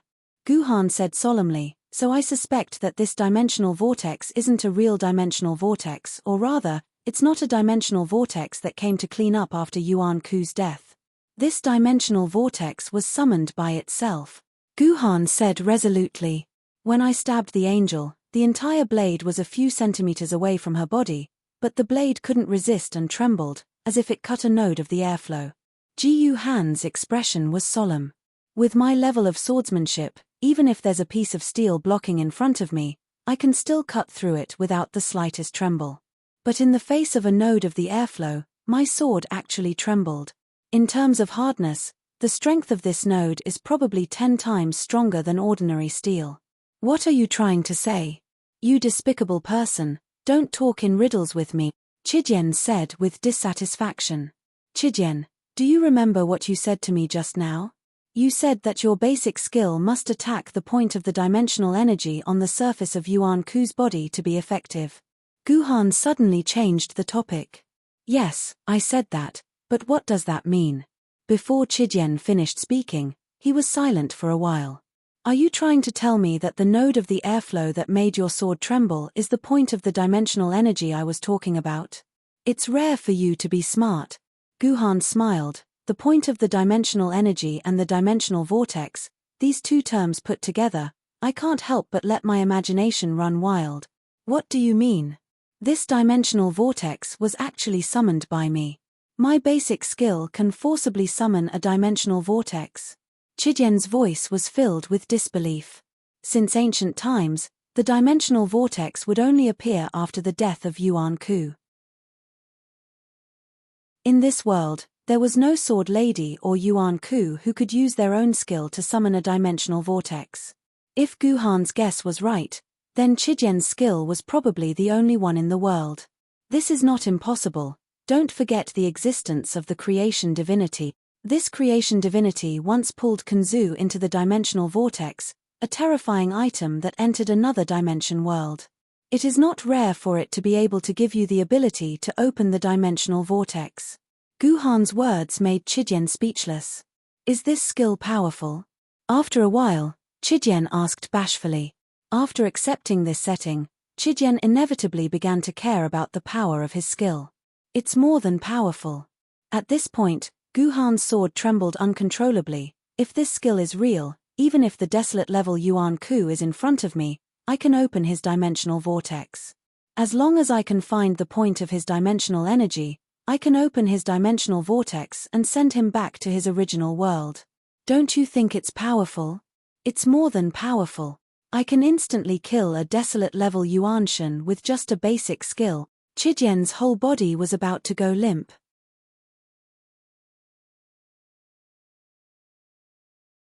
Chapter 788. You can die now, you blasphemous sinner. The other angel who was chasing the girl Yuan Ku had successfully chopped the cartrider under the girl's feet into pieces. It was impossible for the girl Yuan Ku to escape the eight-winged angel's pursuit with just her 2 white silk thighs. Just as the young lady was about to fight to the death, the angel in front of her suddenly stopped in her tracks. She frowned and seemed to be listening to something. Then, in an instant, the angel's expression changed greatly, and her entire body suddenly changed from an offensive stance to a defensive stance. Hurry up and return to Mountain Paradise. Immediately inform the great God that the Son of Dimension has arrived. Ah! This was Gloria's voice. On the other end of the voice, Gloria seemed to be in an extremely dangerous situation. Under normal circumstances, in the face of such a situation, the eight-winged angel would never sit idly by and watch her comrades fall into a desperate situation. She would definitely do her best to save her comrades even if it meant sacrificing her own life. Just like when she faced the mayor, it was the angel's tireless and unrelenting revenge that finally angered the mayor. But this time, it was different. After hearing the title Son of Dimension, the eight-winged angel didn't hesitate. He immediately opened the gates of heaven and disappeared on the other side of the gates of heaven without looking back. This was the last time the eight-winged angel heard Gloria's voice. From then on, this angel no longer existed in this world. Is it safe now?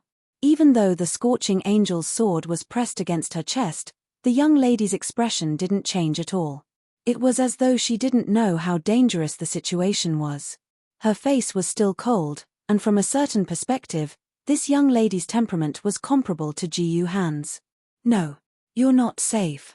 Guhan's voice sounded from behind the girl Yuan Ku. After the tip of the angel's sword left the girl's chest, the tip of the sword pointed at the girl's back. This Yuan Ku is not a free person. Guhan used his personal terminal to scan this girl Yuan Ku and found that this girl's name was not in the database of free people. This meant that this girl Yuan Ku was not a free person. Guhan killed her with one strike. Wait. Can you wait a few days before killing me? Just as Guhan was about to attack, the girl Yuan-ku Guhan asked somewhat blankly. I'm looking for someone. It won't be too late for you to kill me after I find that person. Am I listening to a joke?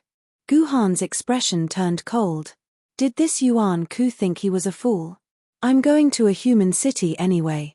You can restrain me and escort me all the way back to Yuzhang City. You can rest assured this way. The girl Yuan-ku explained coldly. According to this girl Yuan-ku, Guhan could indeed rest assured. After all, as long as this Yuan-ku returned to the control of a human city, then unless she was a hidden desolate level Yuan-ku, the humans would have hundreds of ways to deal with her. Why are you going to a human city? Do you want to die? Guhan asked curiously. I'm looking for someone. The girl said frankly. Looking for someone? Looking for a human? Why are you looking for a human? Guhan was even more confused. He's not an ordinary human. He's my father. The girl frowned. Mom is going to die now. Only he can save Mom. Otherwise, I will never look for him. As soon as the girl's voice fell, Guhan felt the past water sword in his scabbard could not hold back its excitement and wanted to be released. Guhan naturally knew that this was because the girl's words touched Shishurei's heart. This was almost a copy of Shishurei's story. If you want to come out, then come out. Guhan sighed. With a thought, Shishuei was released from Guhan's scabbard. Her eyes were filled with eagerness as she looked at the white-haired girl. But what Guhan did not expect was that not only was Shishuei released, but even Qingpin and the others were also released. In the end, all the sword ladies were released. Yi Tian even took out a leather shaffer. It seemed that she was prepared to sit here and be a spectator. Who is your father? I'll help you find him. Probably because they were in the same boat, Shishuei immediately showed concern for this girl, Yuan-ku, after being released. This kind of stinky man who only gives birth but doesn't raise, I must not let him go. I don't know what my father's name is. This Yuan-ku girl shook her head. But I peeked at my mom's diary. There were dozens of Yuzhang City written on it. So I guessed that my father should be living in Yuzhang City. This conjecture was reasonable and convincing. Guhan silently ridiculed her in his heart. Yuzhang City is so big. There are millions of men in their 40s and 50s. If there's only Yuzhang City as a clue, how can we help you? Shishuei frowned. Do you have any other clues? He's a sword bearer. At the very least, he's at the famed sword level. Yuan-ku girl thought for a while. Because the diary also has the names of the 3 sword ladies, Juzi sword, Yiqian sword, and Qingpin sword. So I guessed that he's at least a famed sword level sword bearer. Phut. Yi Tian, who was sitting on the sofa and drinking, directly spat out the wine in her mouth. Juzi silently glanced at Guhan. Only Qingpin was carefree and focused on the large piece of pork jerky in his hand. But soon, even the carefree Qingpin realized that the surrounding atmosphere was a little strange. The rest of the sword ladies all cast their gazes on Guhan, as if flowers had grown on Guhan's face. Juzi sword, Yiqian sword, Qingpin sword. Without a doubt, these sword ladies were all sword ladies that only Guhan had. There were no other branches. The father that Yuan-ku girl mentioned was none other than Guhan. In the face of this somewhat strange scene, Guhan appeared to be quite worried. He didn't have any extra expression. He just quietly looked at the girl, as if he wanted to see his own appearance from her face. But what made Guhan feel a little helpless was that after taking a closer look, the girl's appearance really did seem to be somewhat similar to his. What's your name? Guhan suddenly asked. My name is Jiyu Xuanwu, the girl answered honestly. It really is someone with the surname Jiyu. All the surrounding sword ladies looked at Guhan with the same expression, causing Guhan to feel goosebumps all over his body. Only Qingpin, who was in the infant breeding pouch, didn't seem to care. She was still nibbling on her delicious pork jerky. But wait, why does the name Jiyu Xuanwu sound so familiar to Guhan? A light flashed in Guhan's mind. Guhan suddenly recalled that when he was in the Plum Ridge mountain range, he had come into contact with Wu Zhongsha's immortal sword, Kusanagi sword, and Wu Dao's immortal sword, Shenming sword. The name Jiyu Xuanwu had clearly appeared in Kusanagi sword's mouth before. Although Guhan couldn't remember exactly what Kusanagi sword had said, Guhan was sure that Kusanagi sword and Jiyu Xuanwu had a very, very old friendship. It was an old friendship that had lasted for hundreds of years. At that time, he had vaguely thought that Jiyu Xuanwu was the ancestor of his Jiyu family. Now, it seemed that he was gravely mistaken. This Jiyu Xuanwu actually claimed to be his daughter.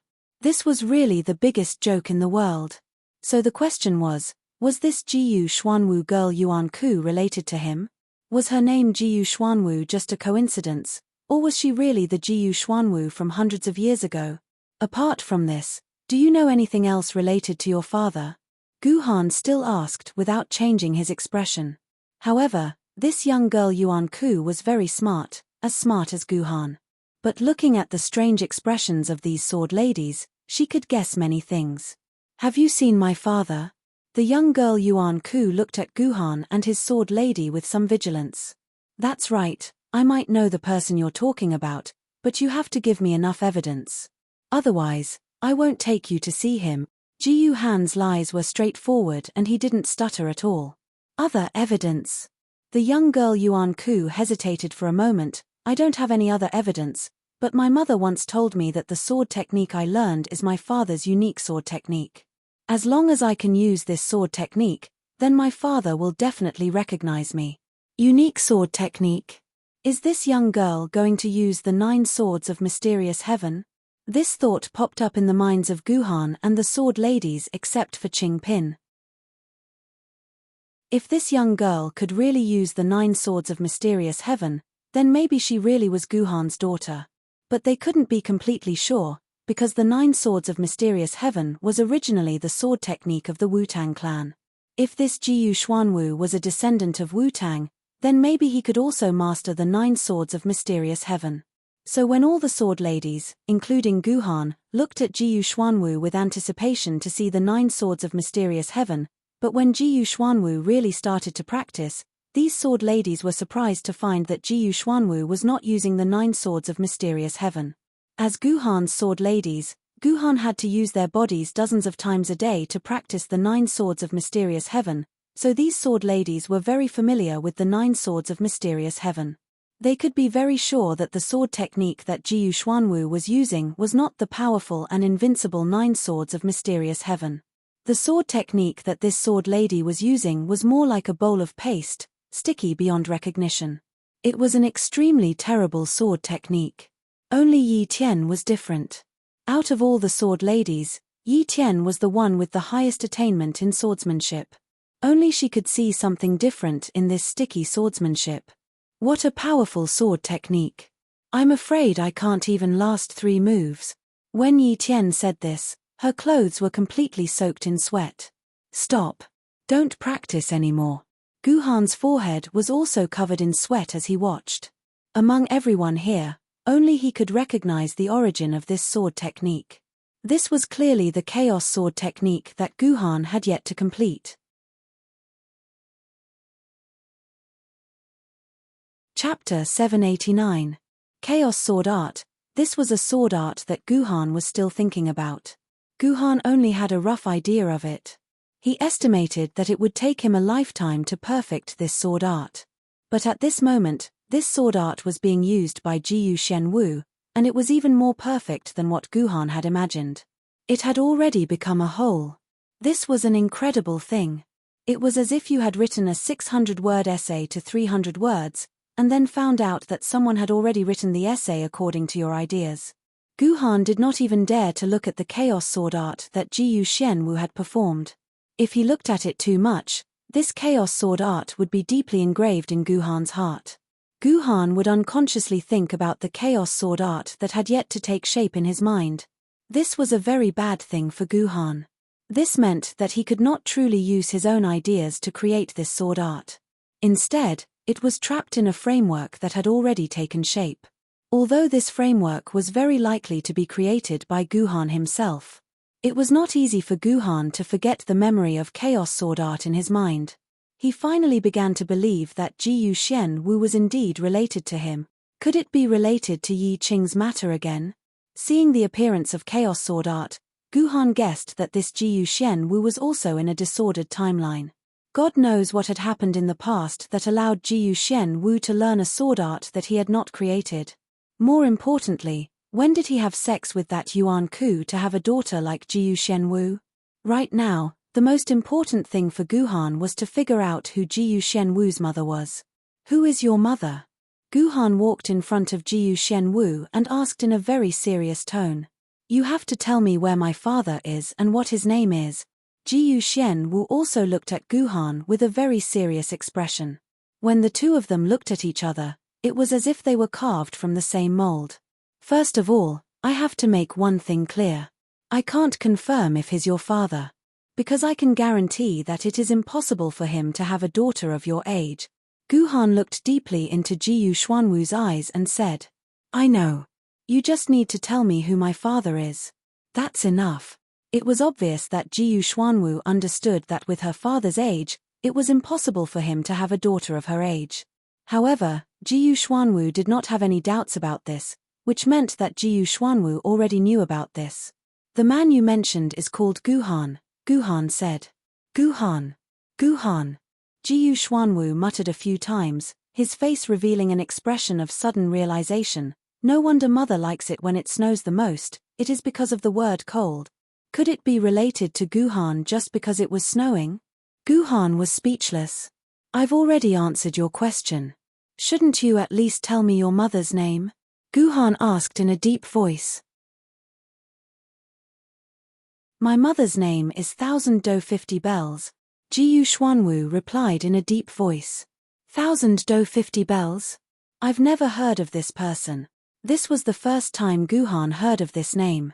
Before this, in Guhan's impression, there was never a daughter with such a name. Moreover, from the name, this woman should be a Fusang bloodline Yuan Ku. Search. 1050 Bells. Guhan immediately began to search for this name on his personal terminal. He wanted to see if there was any information about 1050 Bells in the human database. Needless to say, after a few seconds, information about 1050 Bells really popped up. Yuan Ku name, 1050 Bells. Level, unknown, at least dragon level Yuan Ku, affiliated world, Fusang world. Affiliated Yuan Ku force, unknown. Health points, unknown. Attack, 5 stars and above. Agility, 5 stars and above. Magic power, 3 stars and above. Ability, unknown. The only known ability is that the single-barreled musket in her hand can shoot bullets that can cut off one's fertility. Note, this bullet can even be used against immortal sword wielders. Ultimate skill, end of lineage. Others unknown. Introduction, the mysterious Yuan Ku who only appeared once over 200 years ago. At that time, she took the initiative to come to the outskirts of Yangjing City and asked for 10 bottles of Soul Solution. She was rejected by Autumn Sword Immortal. Later, 1050 Bells wanted to snatch the 10 bottles of Soul Solution and used magic bullets to launch a sneak attack on Autumn Sword Immortal. She then escaped without a trace. She is a very despicable Yuan Ku.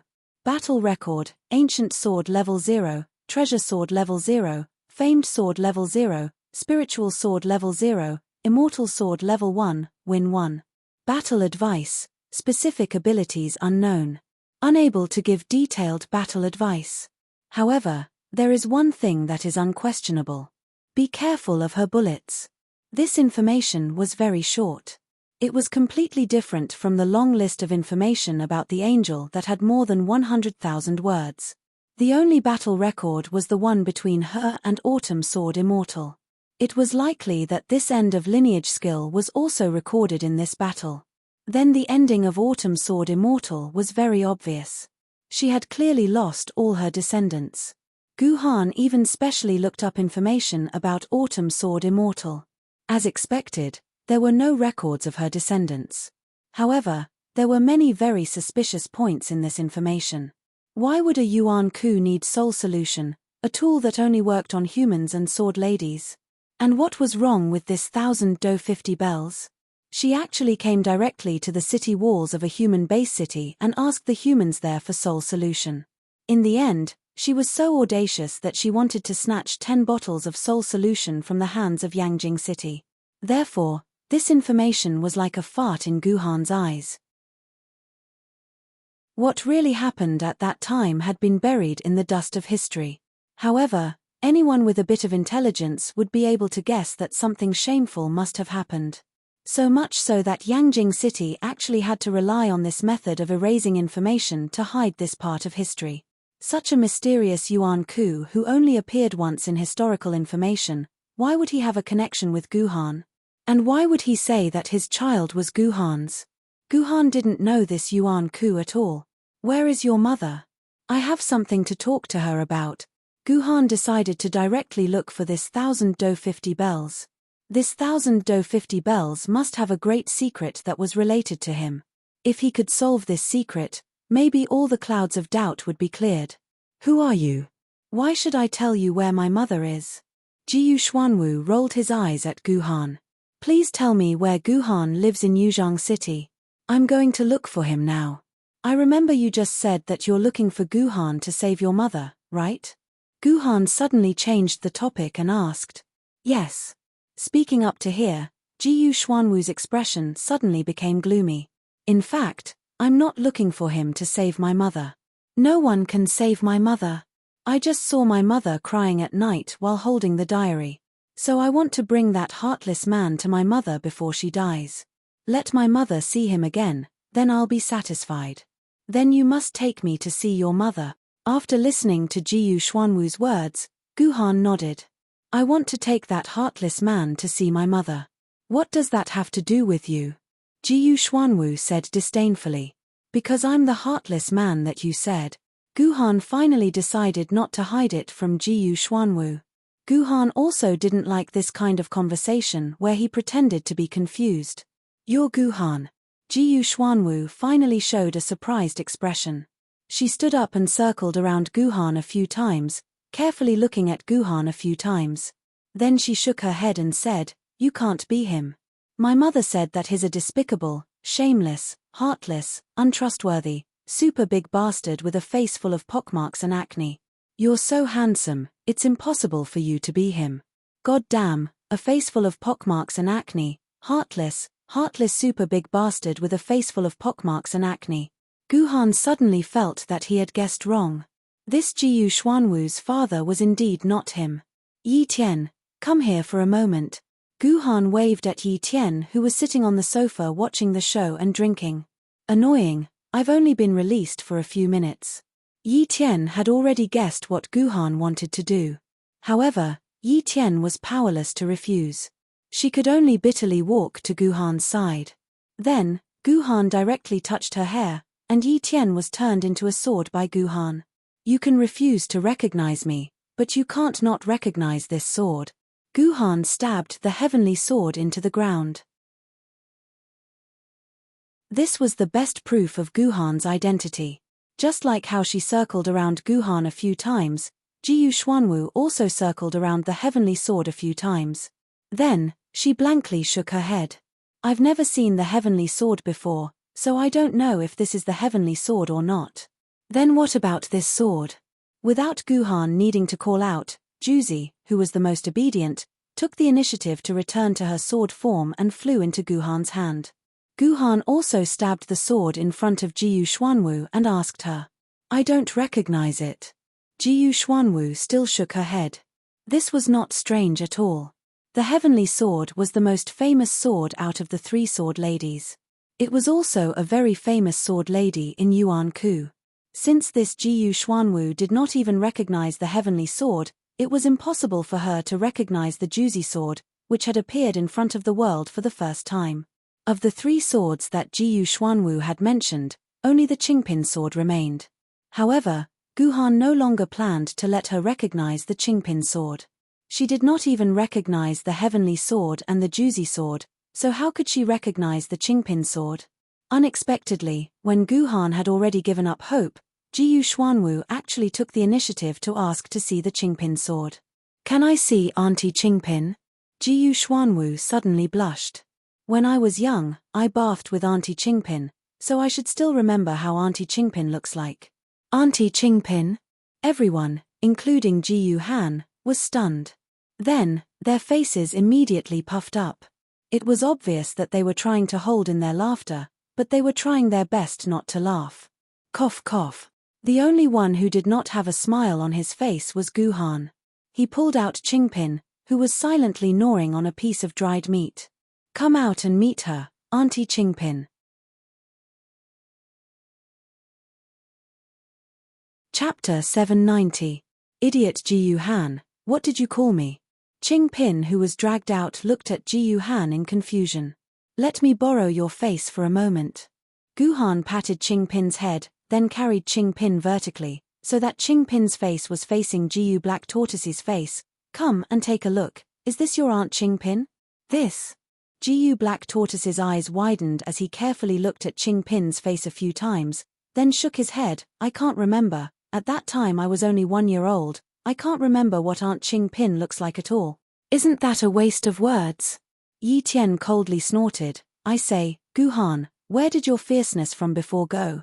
If I were to put it bluntly, if you're very curious about this Yuan Ku's background, and think that she's really your daughter, I have ways to force her to tell you where her mother is.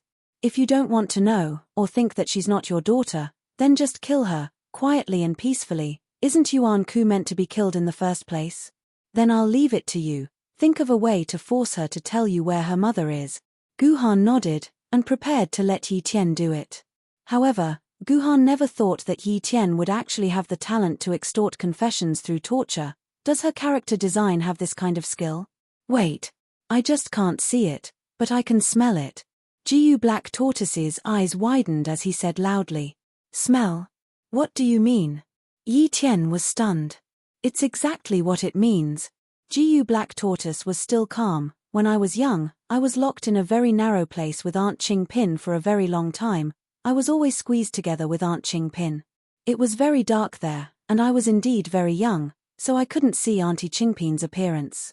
But Qingpin's auntie's body fragrance has always been by my nose. Even after so many years, I still haven't forgotten it. It's as if that smell is lingering in my mind. As long as I smell it, I will know if she is my Auntie Qingpin. Yi Tian didn't know what to say. Qingpin's matters weren't something she could decide. Without Guhan's permission, who would dare to let Qingpin smell a random woman? Hence, Yi Tian turned around to look at Guhan's expression. Guhan hesitated for a moment, but he still pushed Qingpin forward, and Qingpin's little face directly stuck to Jiyu Xuanwu's face. Wow. Guhan, what are you doing? Wow. Qingpin felt that it was inexplicable and screamed for a while. On the other side, Jiyu Xuanwu completely put down his indifferent image and began to stick to Qingpin's body like a crazy girl. Jiyu Xuanwu's first choice was Qingpin's neck. This was the place where the human sweat glands were more developed, plus the area of contact with the air was not much, so it was able to maintain a bit more body fragrance. It's this smell. This was not what Jiyu Xuanwu said, but what Guhan saw from Jiyu Xuanwu's face. The moment Jiyu Xuanwu smelled Qingpin's body fragrance, this crazy girl seemed to be completely intoxicated by Qingpin's body fragrance, and her crazy girl attribute instantly reached the maximum help R. So strange R. Why are you sniffing Qingpin's body? Help R. Qingpin is so itchy R. Guhan save me R. Don't. Don't use your tongue to lick Qingpin R. Qingpin was like a helpless toy, waving his two chubby little hands and shouting, trying his best to resist. When Qingpin said not to use his tongue, Guhan finally couldn't bear it anymore. How could he use his mouth? Didn't he say it was to smell? Guhan immediately pulled Qingpin back, pulling Qingpin back into his arms, and the strength that was grabbing Qingpin instinctively loosened. Qingpin took the opportunity to break free from Guhan's grasp, and like a monkey, he quickly crawled on Guhan's body. In the blink of an eye, he had crawled into his own infant pouch, and then hid inside, shivering, not revealing his head. That's right, I remember, Aunt Qingpin has mentioned something like an infant pouch to me countless times. Is this the legendary artifact? Jiyu Xuanwu's eyes were burning as he stared at the infant pouch on Guhan's chest, which contained Qingpin. Guhan even suspected that if the conditions allowed, Jiyu Xuanwu might even want to enter Guhan's infant pouch to experience it. Cough cough. Yi Tian coughed, interrupting Jiyu Xuanwu's obsession. You've already smelled it, it's time to tell us an answer. Otherwise, I will let you experience our Great Han's 10 great tortures. Yi Tian was the Great Han dynasty's prime minister Cao Cao's sword, so it knew the Great Han's 10 great tortures. This was not strange at all, and there was nothing to complain about. Within the rich milky fragrance, there's a sweet fragrance, like the fragrance of lotus blooming in the morning, and there's also a faint hot spring-like feeling. This is the smell of Aunt Qingpin in my memory. I never thought that I would be able to see Aunt Qingpin again in my lifetime. Jiyu Xuanwu said with a face full of emotion. The description is quite comprehensive. When Guhan heard this, he couldn't help but start to recall the smell of Qingpin in his memory. After carefully smelling it, it really did seem to be the same as what Jiyu Xuanwu said. What should I do? Guhan really wanted to drag Qingpin out, and smell it thoroughly and comfortably. Forget it, I'll take a good smell when I sleep tonight. This place is too inconvenient. Guhan silently looked at Qingpin, who was shivering in front of his chest, and Qingpin immediately felt a chill, and the shivering became even more intense. Looks like you really are my father. Jiyu Xuanwu raised his head, and looked deeply at Guhan. I never thought that my father would actually look like this. I'm really sorry. I'm not your father, and you're not my daughter. Right now, you're only Yuan Ku to me, that's all. I need to understand the situation clearly before I can make a judgment. Do you understand? Guhan coldly snorted. He didn't want to accept this daughter who suddenly appeared. In any era, an 18-year-old man suddenly having a daughter who looks a bit older than him, this is something that no one can accept. But if there's a blonde, blue-eyed, mixed-race, cute lowly daughter, I think most otakus would be willing, even if she isn't their biological daughter. No, it should be that they want her to be their biological daughter, even if they have to wear a hat, they would still be willing. You're my father. This time it was Jiyu Xuanwu's turn to be unwavering. My mother said, only my father can have the Qingpin sword, other people can't have the Qingpin sword. As long as it's the sword wielder of the Qingpin sword, then this person must be my father. Guhan didn't say anything. On the contrary, Yi Tian said eagerly, this is good, what a good scene of a father and daughter meeting. It's almost like the scene when Zhong Sanfeng and Zhong Wujin met in the past. An old man over 100 years old was crying his eyes out. I thought Zhong Wuji was Zhong Sanfeng's illegitimate son. No, he was his illegitimate great-grandson. I know Zhong Sanfeng, his Taishang Laojuan's in-name disciple, and the founder of Wudang. He might even be related to the 9 swords of mysterious heaven, but who is this Zhong Wuji? I've never heard of him. Guhan silently thought. Yi Tian continued, oh right, back then when Zhong Wuji saw Zhong Sanfeng, he kowtowed a total of 100 times. When you see your father that you haven't seen in a long time, shouldn't you at least kowtow a few times? Yi Tian naughtily urged. No, before my mother forgives him, I won't admit that he's my father. Jiyu Xuanwu raised his head and said with disdain. Then why did you call him father so much just now? Yi Tian snorted. Unexpectedly, as soon as Yi Tian finished speaking, Duyu's voice sounded again. Wait, does it mean that we already have? Duyu thought for a long time, then asked Yi Tian stupidly, Yi Tian, what's Big Brother's daughter called again? You don't even know this. You really are an idiot. Of course Big Brother's daughter is called. Yi Tian scolded Duyu for being an idiot, but now it was her turn to be in trouble, her words stuck in her throat for a long time. Duyu looked at Yi Tian with disdain, then looked at the other sword maidens for help. In the end, the other sword maidens all said that the sky was very blue today, the trees were very lush, and the 7-starred ladybug actually had 8 stars on its back. In any case, no one could answer Duyu's question. Niece. In the end, the one who answered Duyu wasn't the other sword maidens, but the 3 Yuan Kus that walked out from the other side of the forest. One of them, Yuan Ku, wore a suit, but unfortunately, the suit seemed a little too small, and he was a little too tall, so half of his ankles were exposed. The other man, Yuan Ku, was the complete opposite. He had a petite figure, wore a small orange leather jacket, and in addition to his handsome appearance, he looked like a member of a certain Kimkai boy band. The only female among the three was wearing a fur coat. The coat was very luxurious, it seemed to be made of bear fur, and it made people feel hot just by looking at it. It wasn't a sexy heat, it was just that looking at the furry body made people feel unbearably hot. "Hey, big-faced cat, why are you guys here too?" Duyu looked at Bastet curiously. The moment Bastet heard the nickname Big-Faced Cat, he felt like he was about to break down. If he knew this would happen, he wouldn't have shown Duyu the precious pre-apocalypse cartoon VCD that he had kept for a long time. Now, Big-Faced Cat had become his exclusive nickname. God have mercy on me, how is my face big? Everyone could guess that these 3 Yuan Kus that suddenly appeared were not the other Yuan Kus, but Guhan's good fighters, the 3 Egyptian gods. I called them over. Guhan then said, "There's not much time left until the Octagon tournament, I can't delay any longer, so I can only hand this Yuan Ku over to Bastet and the other 2 to watch over. Hehe, little black tortoise princess, don't be afraid, Sister Ice Eyes will take care of you." Ice Eyes squatted down, touched Jiu Black Tortoise's little face, and said with a smile, "Wait, did I tell Ice Eyes that this Yuan Ku's name is Jiu Black Tortoise?" Guhan looked at Ice Eyes and the other 2 deeply. Very good, this was very interesting. Chapter 791. In a palace made of pure white marble, the ceiling was so high that it could not be seen. An angel with 10 pairs of wings on its back sat on its throne. Below this angel, the 8-winged angel who had escaped from the battlefield was sitting there. "Your Holiness Gabriel," these were Gloria's last words. The angel had just recounted the entire battle to Gabriel. The one listening to the angel's report was the angel and Gloria's direct superior, the 10-winged seraph Gabriel. He was the battle archangel in charge of the entire battle in heaven, and 70% of the angel troops in heaven were in Gabriel's hands. Son of 2 dimensions? Did Gloria really say that?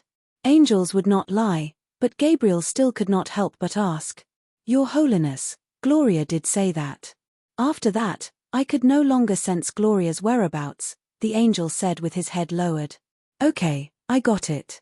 I'll allow you to rest in the holy spring for 3 days, Gabriel said, raising his eyebrows. Angels are known for their rigid and cold personalities. But even such a creature could not help but be overjoyed when he heard that Gabriel would allow him to rest in the holy spring for 3 days.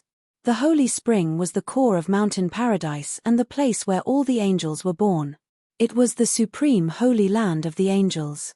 Legend had it that the holy spring could absorb all the power of light between heaven and earth and then transform this power of light into angels, which were born from the spring.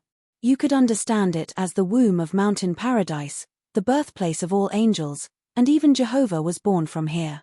In addition to being able to give birth to angels, the holy spring also had a magical power that could restore and increase the power of light in angels.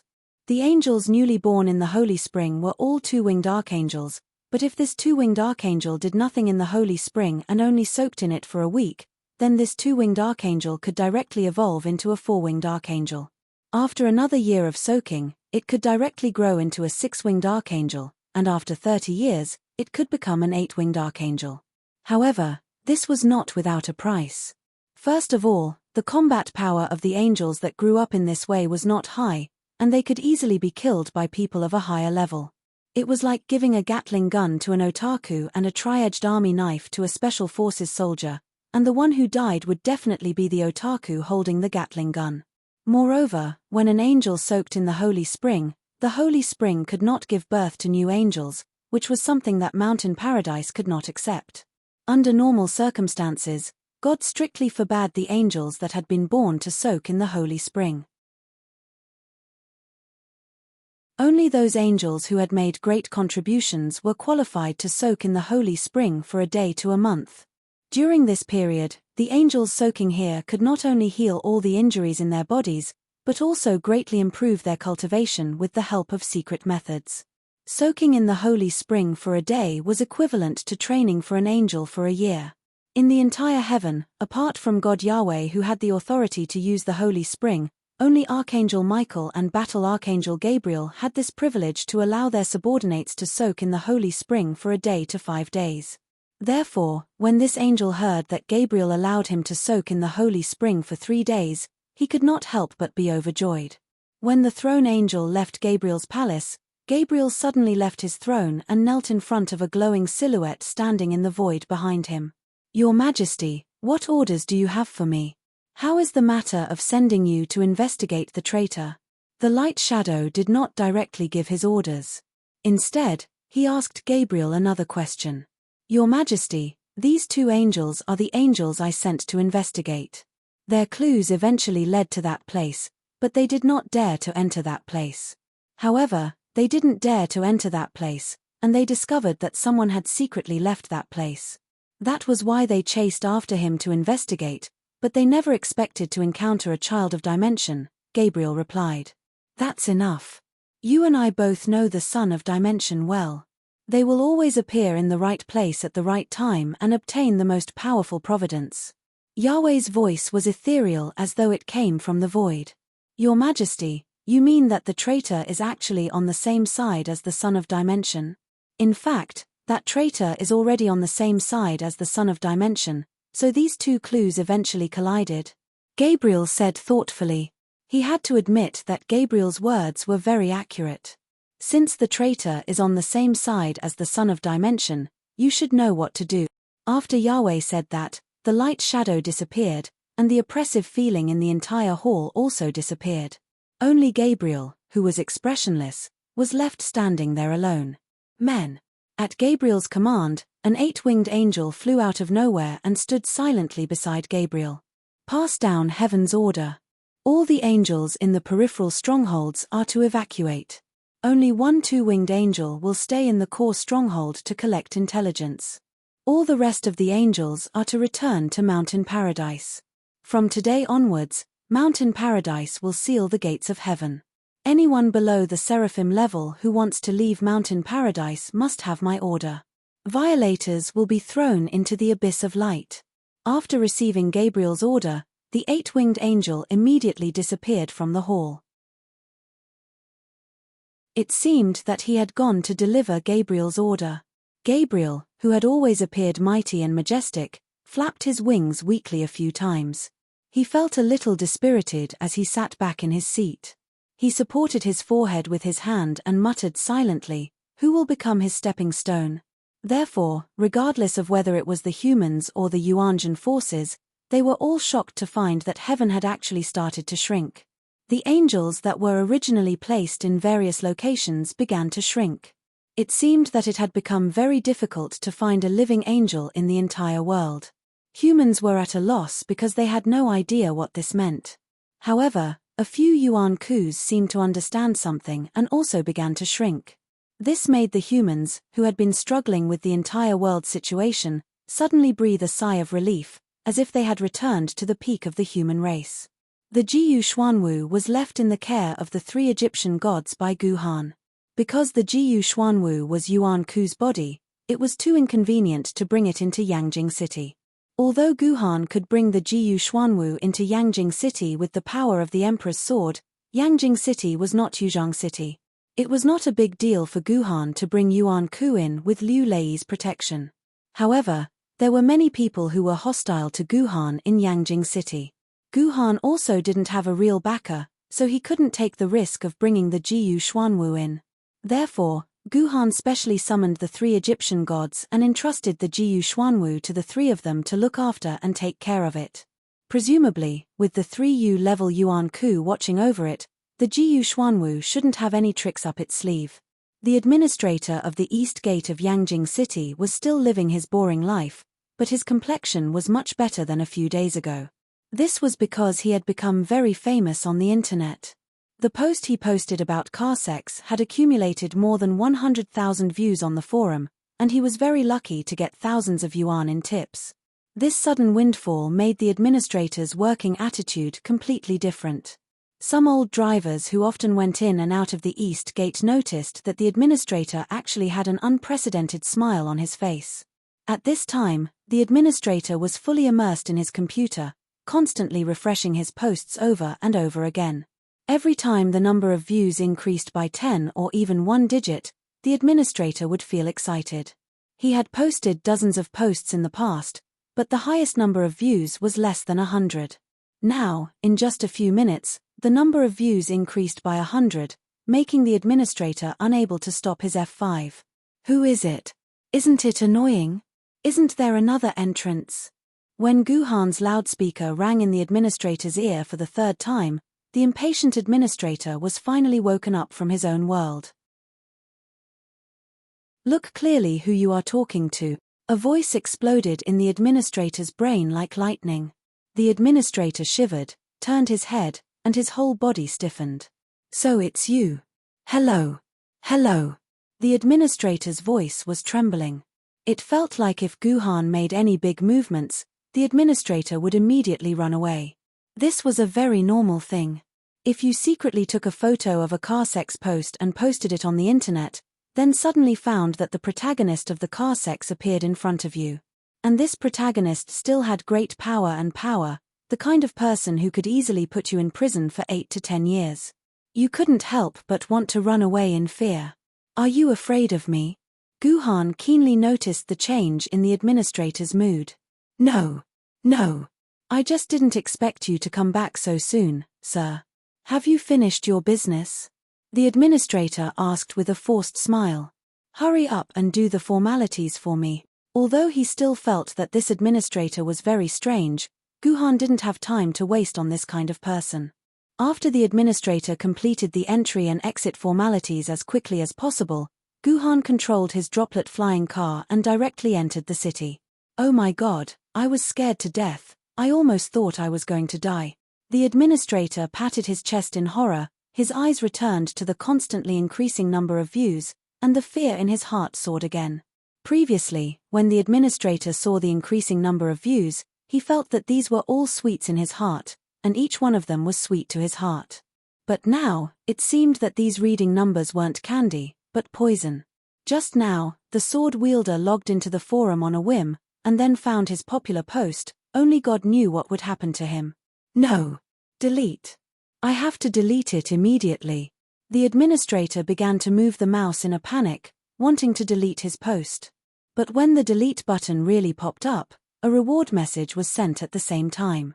A reader actually directly sent the administrator 10,000 renminbi, which was 7 to 8 times more than the total amount of the previous few days, and was equivalent to the administrator's entire 2 months' salary.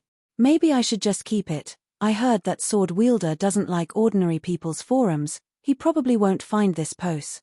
The administrator said to himself, and then he exited the post management page. Humans were like this, hoping to get lucky, but things in the world often happened when you were afraid of something. The more you were afraid of something, the more likely it would come to you. For example, the author was worried that the average subscriptions would go crazy. Look, the average subscriptions really went crazy. Chapter 792. The incident on the forum was still brewing. The reason why the picture was so popular was that fleeting time Rina was kneeling under Guhan's crotch. Guhan's face was not very clear in the picture. There was only a side view of his face.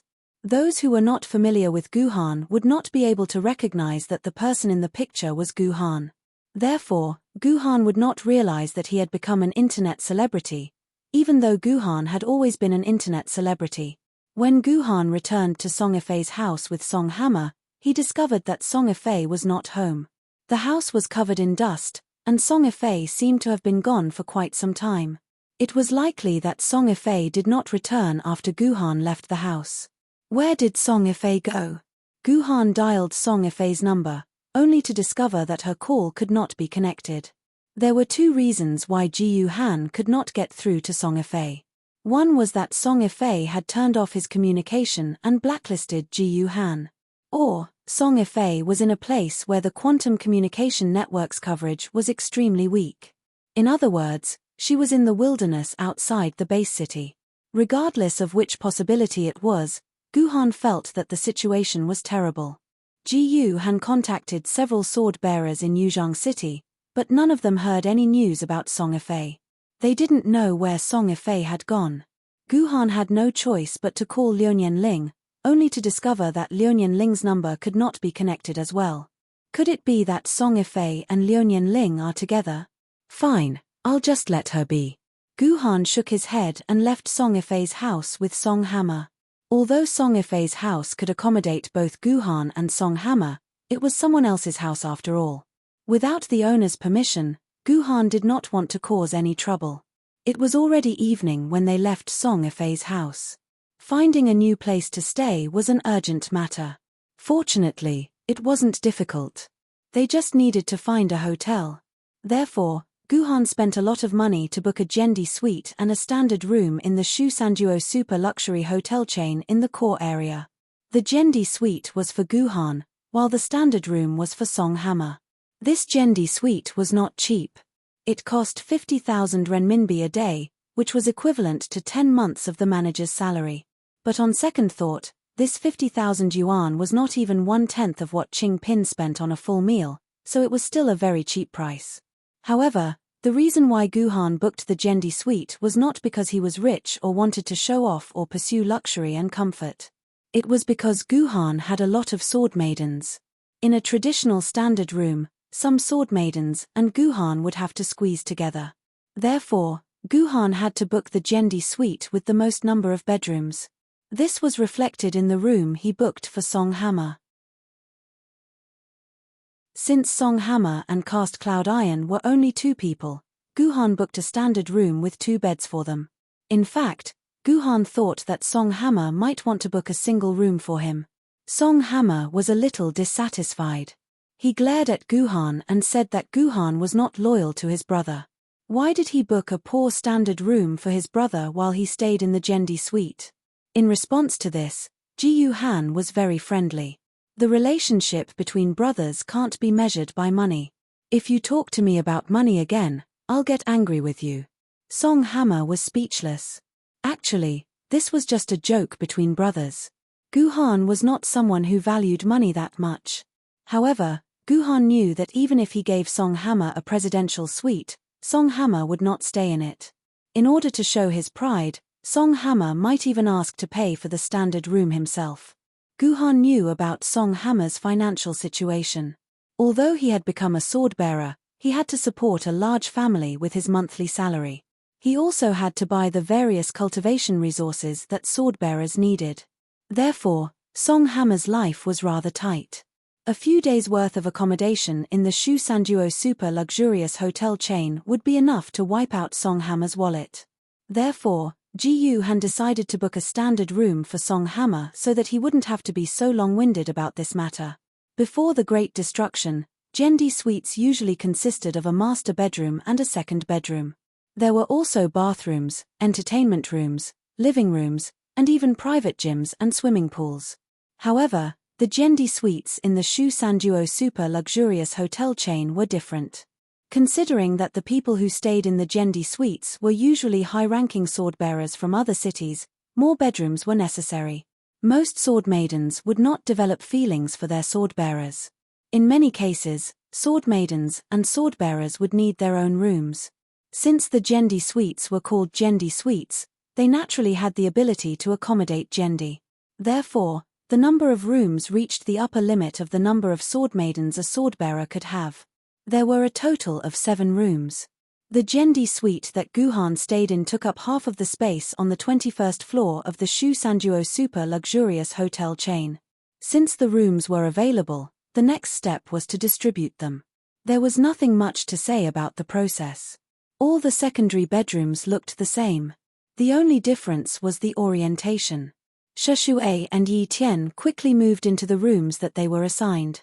However, the other 4 still stuck to Guhan's side. It seemed that Qingpin could not accept the smell that happened in the morning. It consumed a lot of Qingpin's energy and stamina. Therefore, Qingpin fell into a deep sleep in the morning. He had not woken up yet. He was like a cute, fat pig. Ji Yun hugged Guhan's thigh in fear. Brother, Little Yun is scared. Little Yun doesn't recognize the bed.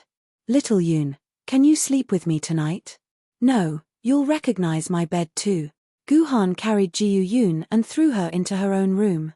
Chijian, aren't you going to your own room? Guhan looked at Chijian who was beside him. Chidian blushed and looked like she had a sudden realization. Hehe, I just feel that the scenery in the living room is pretty good. I want to stay there for a while. I'll go back to my room now. After saying that, Chidian quickly ran to her room. It was too embarrassing to stay here. Even Juzi seemed to be looking at her strangely. However, before she entered her room, Chidian suddenly staggered and almost fell to the ground. Because at this moment, Guhan's voice suddenly reached her ears through the sword. I'll go to your room tonight. Bang! Chidian slammed the door shut. After a few seconds, she suddenly opened the door again and closed it gently. Yes, she needed to understand this. It was time to test Guhan's EQ master. Juzi doesn't live in other rooms. Juzi needs personal protection. Before Juzi could finish her words, Guhan grabbed her chin. Then, she turned back into the Juzi sword and was thrown into her room by Guhan. Now it's quiet. Guhan let out a long sigh of relief. Holding Qingpin in his arms, he slowly walked into his master bedroom. There's a sweet fragrance like lotus blooming in the morning amidst the rich milk fragrance.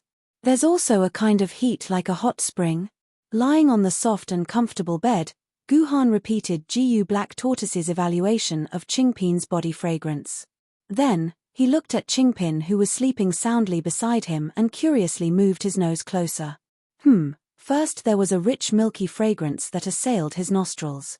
In an instant, it almost filled Gu Han's entire brain.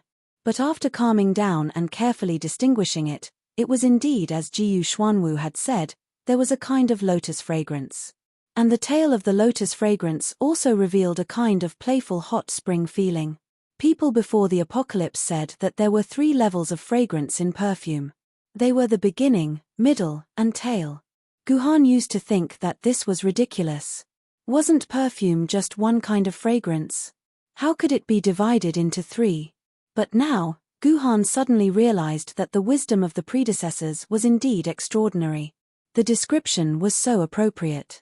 And wasn't Qingpin's body fragrance like the freshest and most unique perfume?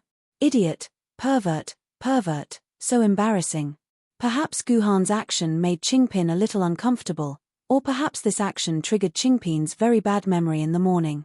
Therefore, Qingpin's little hands randomly slapped Guhan's face. Pa.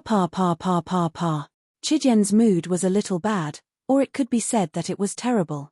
Yesterday, Chidian clearly didn't lock her door from the inside. When it was past 1 o'clock in the morning, she found that Gu Han still hadn't come in, so she secretly opened a small gap in her door. But it was useless. She didn't fall asleep until 3 or 4 o'clock in the morning, and when she woke up again, she was messy and dirty. She felt terrible. Very good, if you have the guts, don't enter my room for the rest of your life. Chidian angrily cursed. But after a while, she realized that the outside of the room seemed to be cursing too.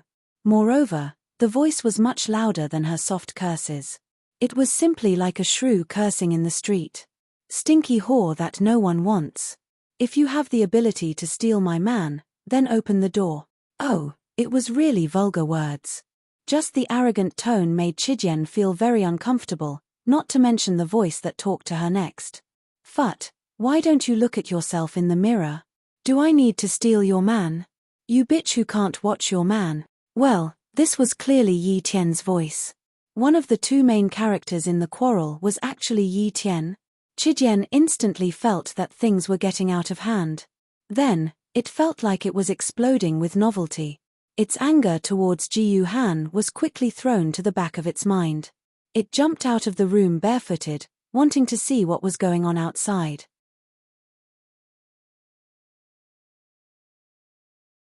Chapter 793. Chidian walked into the living room of Gendi's suite and saw that 2 women were already quarreling. The one opposite Yi Tian was a woman who was baring her fangs and brandishing her claws. Her originally pretty face was now exceptionally twisted. Compared to her, Yi Tian was exceptionally calm. Even if she didn't back down and used all sorts of vulgar words to retaliate, her expression was always elegant. This made the woman in front of her even angrier. What's going on? Chidian had walked over to Juzi's side and was watching the show quietly. He asked softly. I don't know. I looked like this when I just woke up. Juzi said blankly. What's wrong? What's wrong? What's going on? Tell Xiao Yun. At this moment, Jiu Yun also hopped over and curiously asked Yi Tian and Chijian, who were a step earlier. Clack. The door to Shishui's room opened. She poked her head out of the door with an unpleasant expression on her face. After seeing the farce in the living room, she slammed the door shut with a loud bang. She seemed to be very disdainful of this farce. But unexpectedly, a few seconds later, Shishui's door opened again. However, compared to the sleepy and messy Shishui from before, the current Shishui was actually dressed up and changed into a neat set of clothes. She looked like a professional office lady who was about to go out. It seemed that among all of Guhan's sword maidens, Shishui was the most talented female. After a few minutes of quarreling, Chijian and the other sword maidens finally faintly understood the reason behind the matter. This was a very simple and crude reason. This woman and Yi Tian were quarreling because of a certain man. This woman insisted that Yi Tian had stolen her man, and Yi Tian's face was filled with disdain. Yi Tian's face was full of disdain towards this woman and the man she was talking about. Just when most of Guhan's sword maidens were ready to watch the war of words continue, the situation suddenly changed. The sword maiden in front of Yi Tian was angered by Yi Tian's elegant way of quarreling without using any profanity. Light flashed in her hand and a sword light appeared next to Yi Tian's head, chopping towards his neck. The woman who had quarreled with Yi Tian was actually a sword lady. However, after thinking about it, Yi Tian had been with Guhan ever since she was born. How could she have had the time to fight over a man with another woman? This story must have happened when Yi Tian was with another sword-bearer. How dare she? How dare she use a weapon? Is she trying to violate the Sisterhood Treaty? Chijian glared at the scene and scolded angrily. The Sisterhood Treaty was written in the year 2098. At that time, Her Majesty the Heavenly Emperor had gathered over 6,000 sword maidens to discuss and sign a treaty. The treaty stipulated in detail the rules between sword maidens and humans, as well as between other sword maidens. Putting everything else aside, one of the rules clearly stated that all sword maidens were blood-related sisters. No matter what kind of conflicts there were between sword maidens were not allowed to use force to resolve their conflicts, and they were not allowed to point their swords at other sword maidens who were blood-related sisters. Although there were only over 6,000 sword maidens who had signed the treaty, many new sword maidens had joined the sword maidens family. However, these sword maidens all expressed their admiration for the Sisterhood Treaty. At the same time, they signed their names on the Sisterhood Treaty.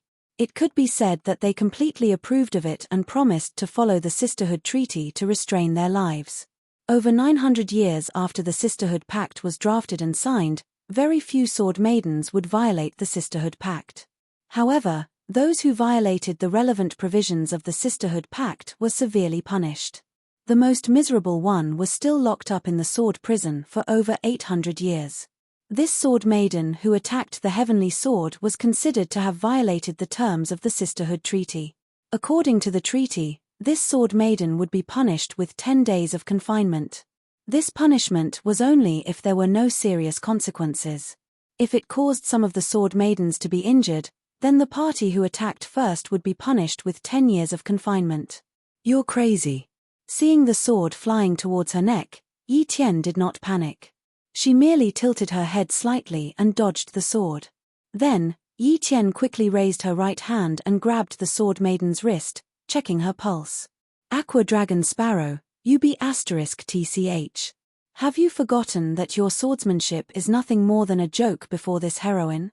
Yi Tian said in disdain. Then, with a flick of 2 fingers, she tossed him away. This sword maiden is actually an Aqua Dragon Sparrow. Chijian raised her eyebrows. Chijian had some impression of this name. Not many people knew about the Aqua Dragon Sparrow, but many people knew about its other name, the Great Sheer Dragon Sparrow. The Great Sheer Dragon Sparrow was created by Helion Bobo. It was known as the #1 godly weapon of the 5 generations.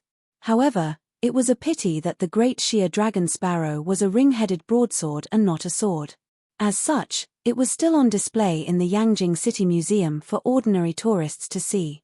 However, very few people knew that the great Sheer Dragon Sparrow had a sister, and that was the Aqua Dragon Sparrow. It was said that after Helion Bobo created the great Sheer Dragon Sparrow, there were still some peerless materials left. However, these materials were not enough to create another great Sheer Dragon Sparrow. As such, Helion Bobo took a step back and created a sword with the remaining materials, which was the Aqua Dragon Sparrow in front of Yi Tian.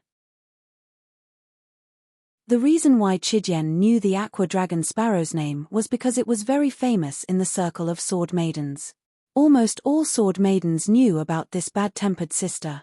Perhaps it was because of Helion Bobo, who had created it, but the Aqua Dragon Sparrow's temper was very bad. She would fight with anyone if they didn't agree with her. Once she started fighting, she would lose her rationality and use fatal moves.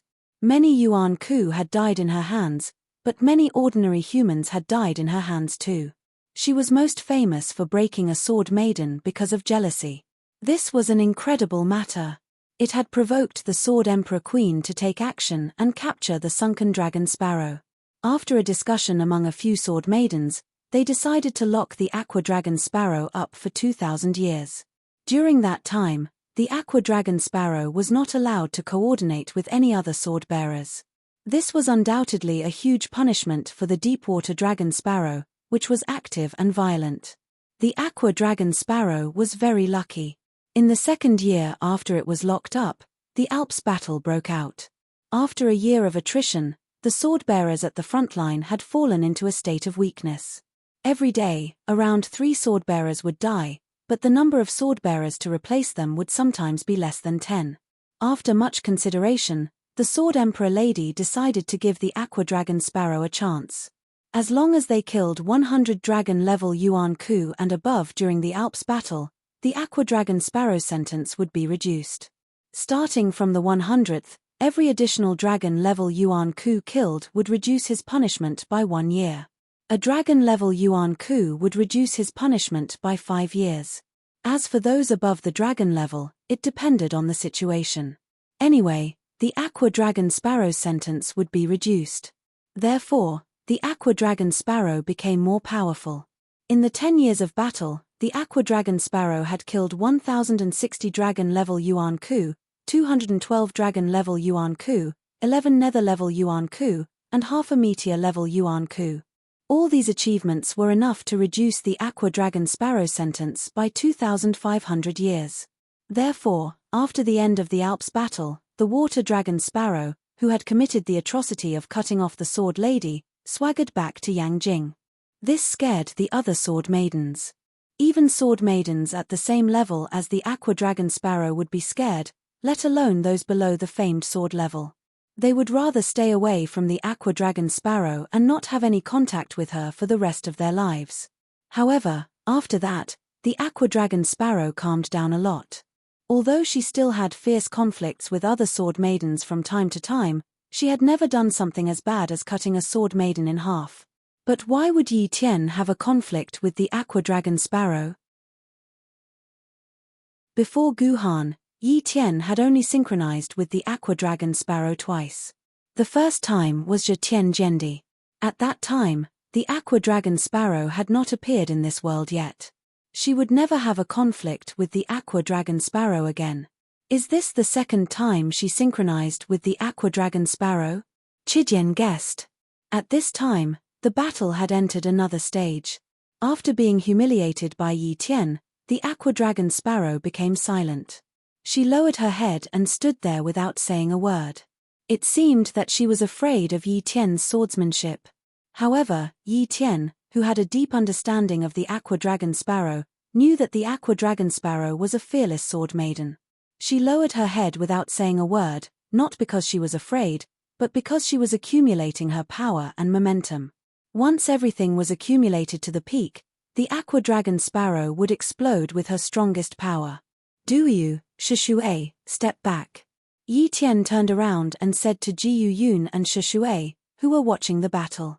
She probably thought that the Aqua Dragon Sparrow's attack might hurt Shishui and Duyu, who were at the ancient sword level. As for Qijian and Juzi, Yi Tian didn't say anything. In the previous battle with the angel, Yi Tian had a good understanding of Chidian and Ju's combat power. The Aqua Dragon Sparrow's attack could not hurt the two of them. However, the Aqua Dragon Sparrow's attack could hurt Yi Tian herself, because she had entered a state of full alert. She stared at the sword in the Aqua Dragon Sparrow's hand, which showed that she was extremely afraid of the Aqua Dragon Sparrow. After all, the Aqua Dragon Sparrow was a powerful sword maiden that was ranked 11th in the famous sword level. Yi Tian, who was ranked first in the treasured sword level, could not handle it. You're tuning in to the Celestial War YouTube channel. Don't forget to subscribe and join us on this journey to catch the most captivating stories.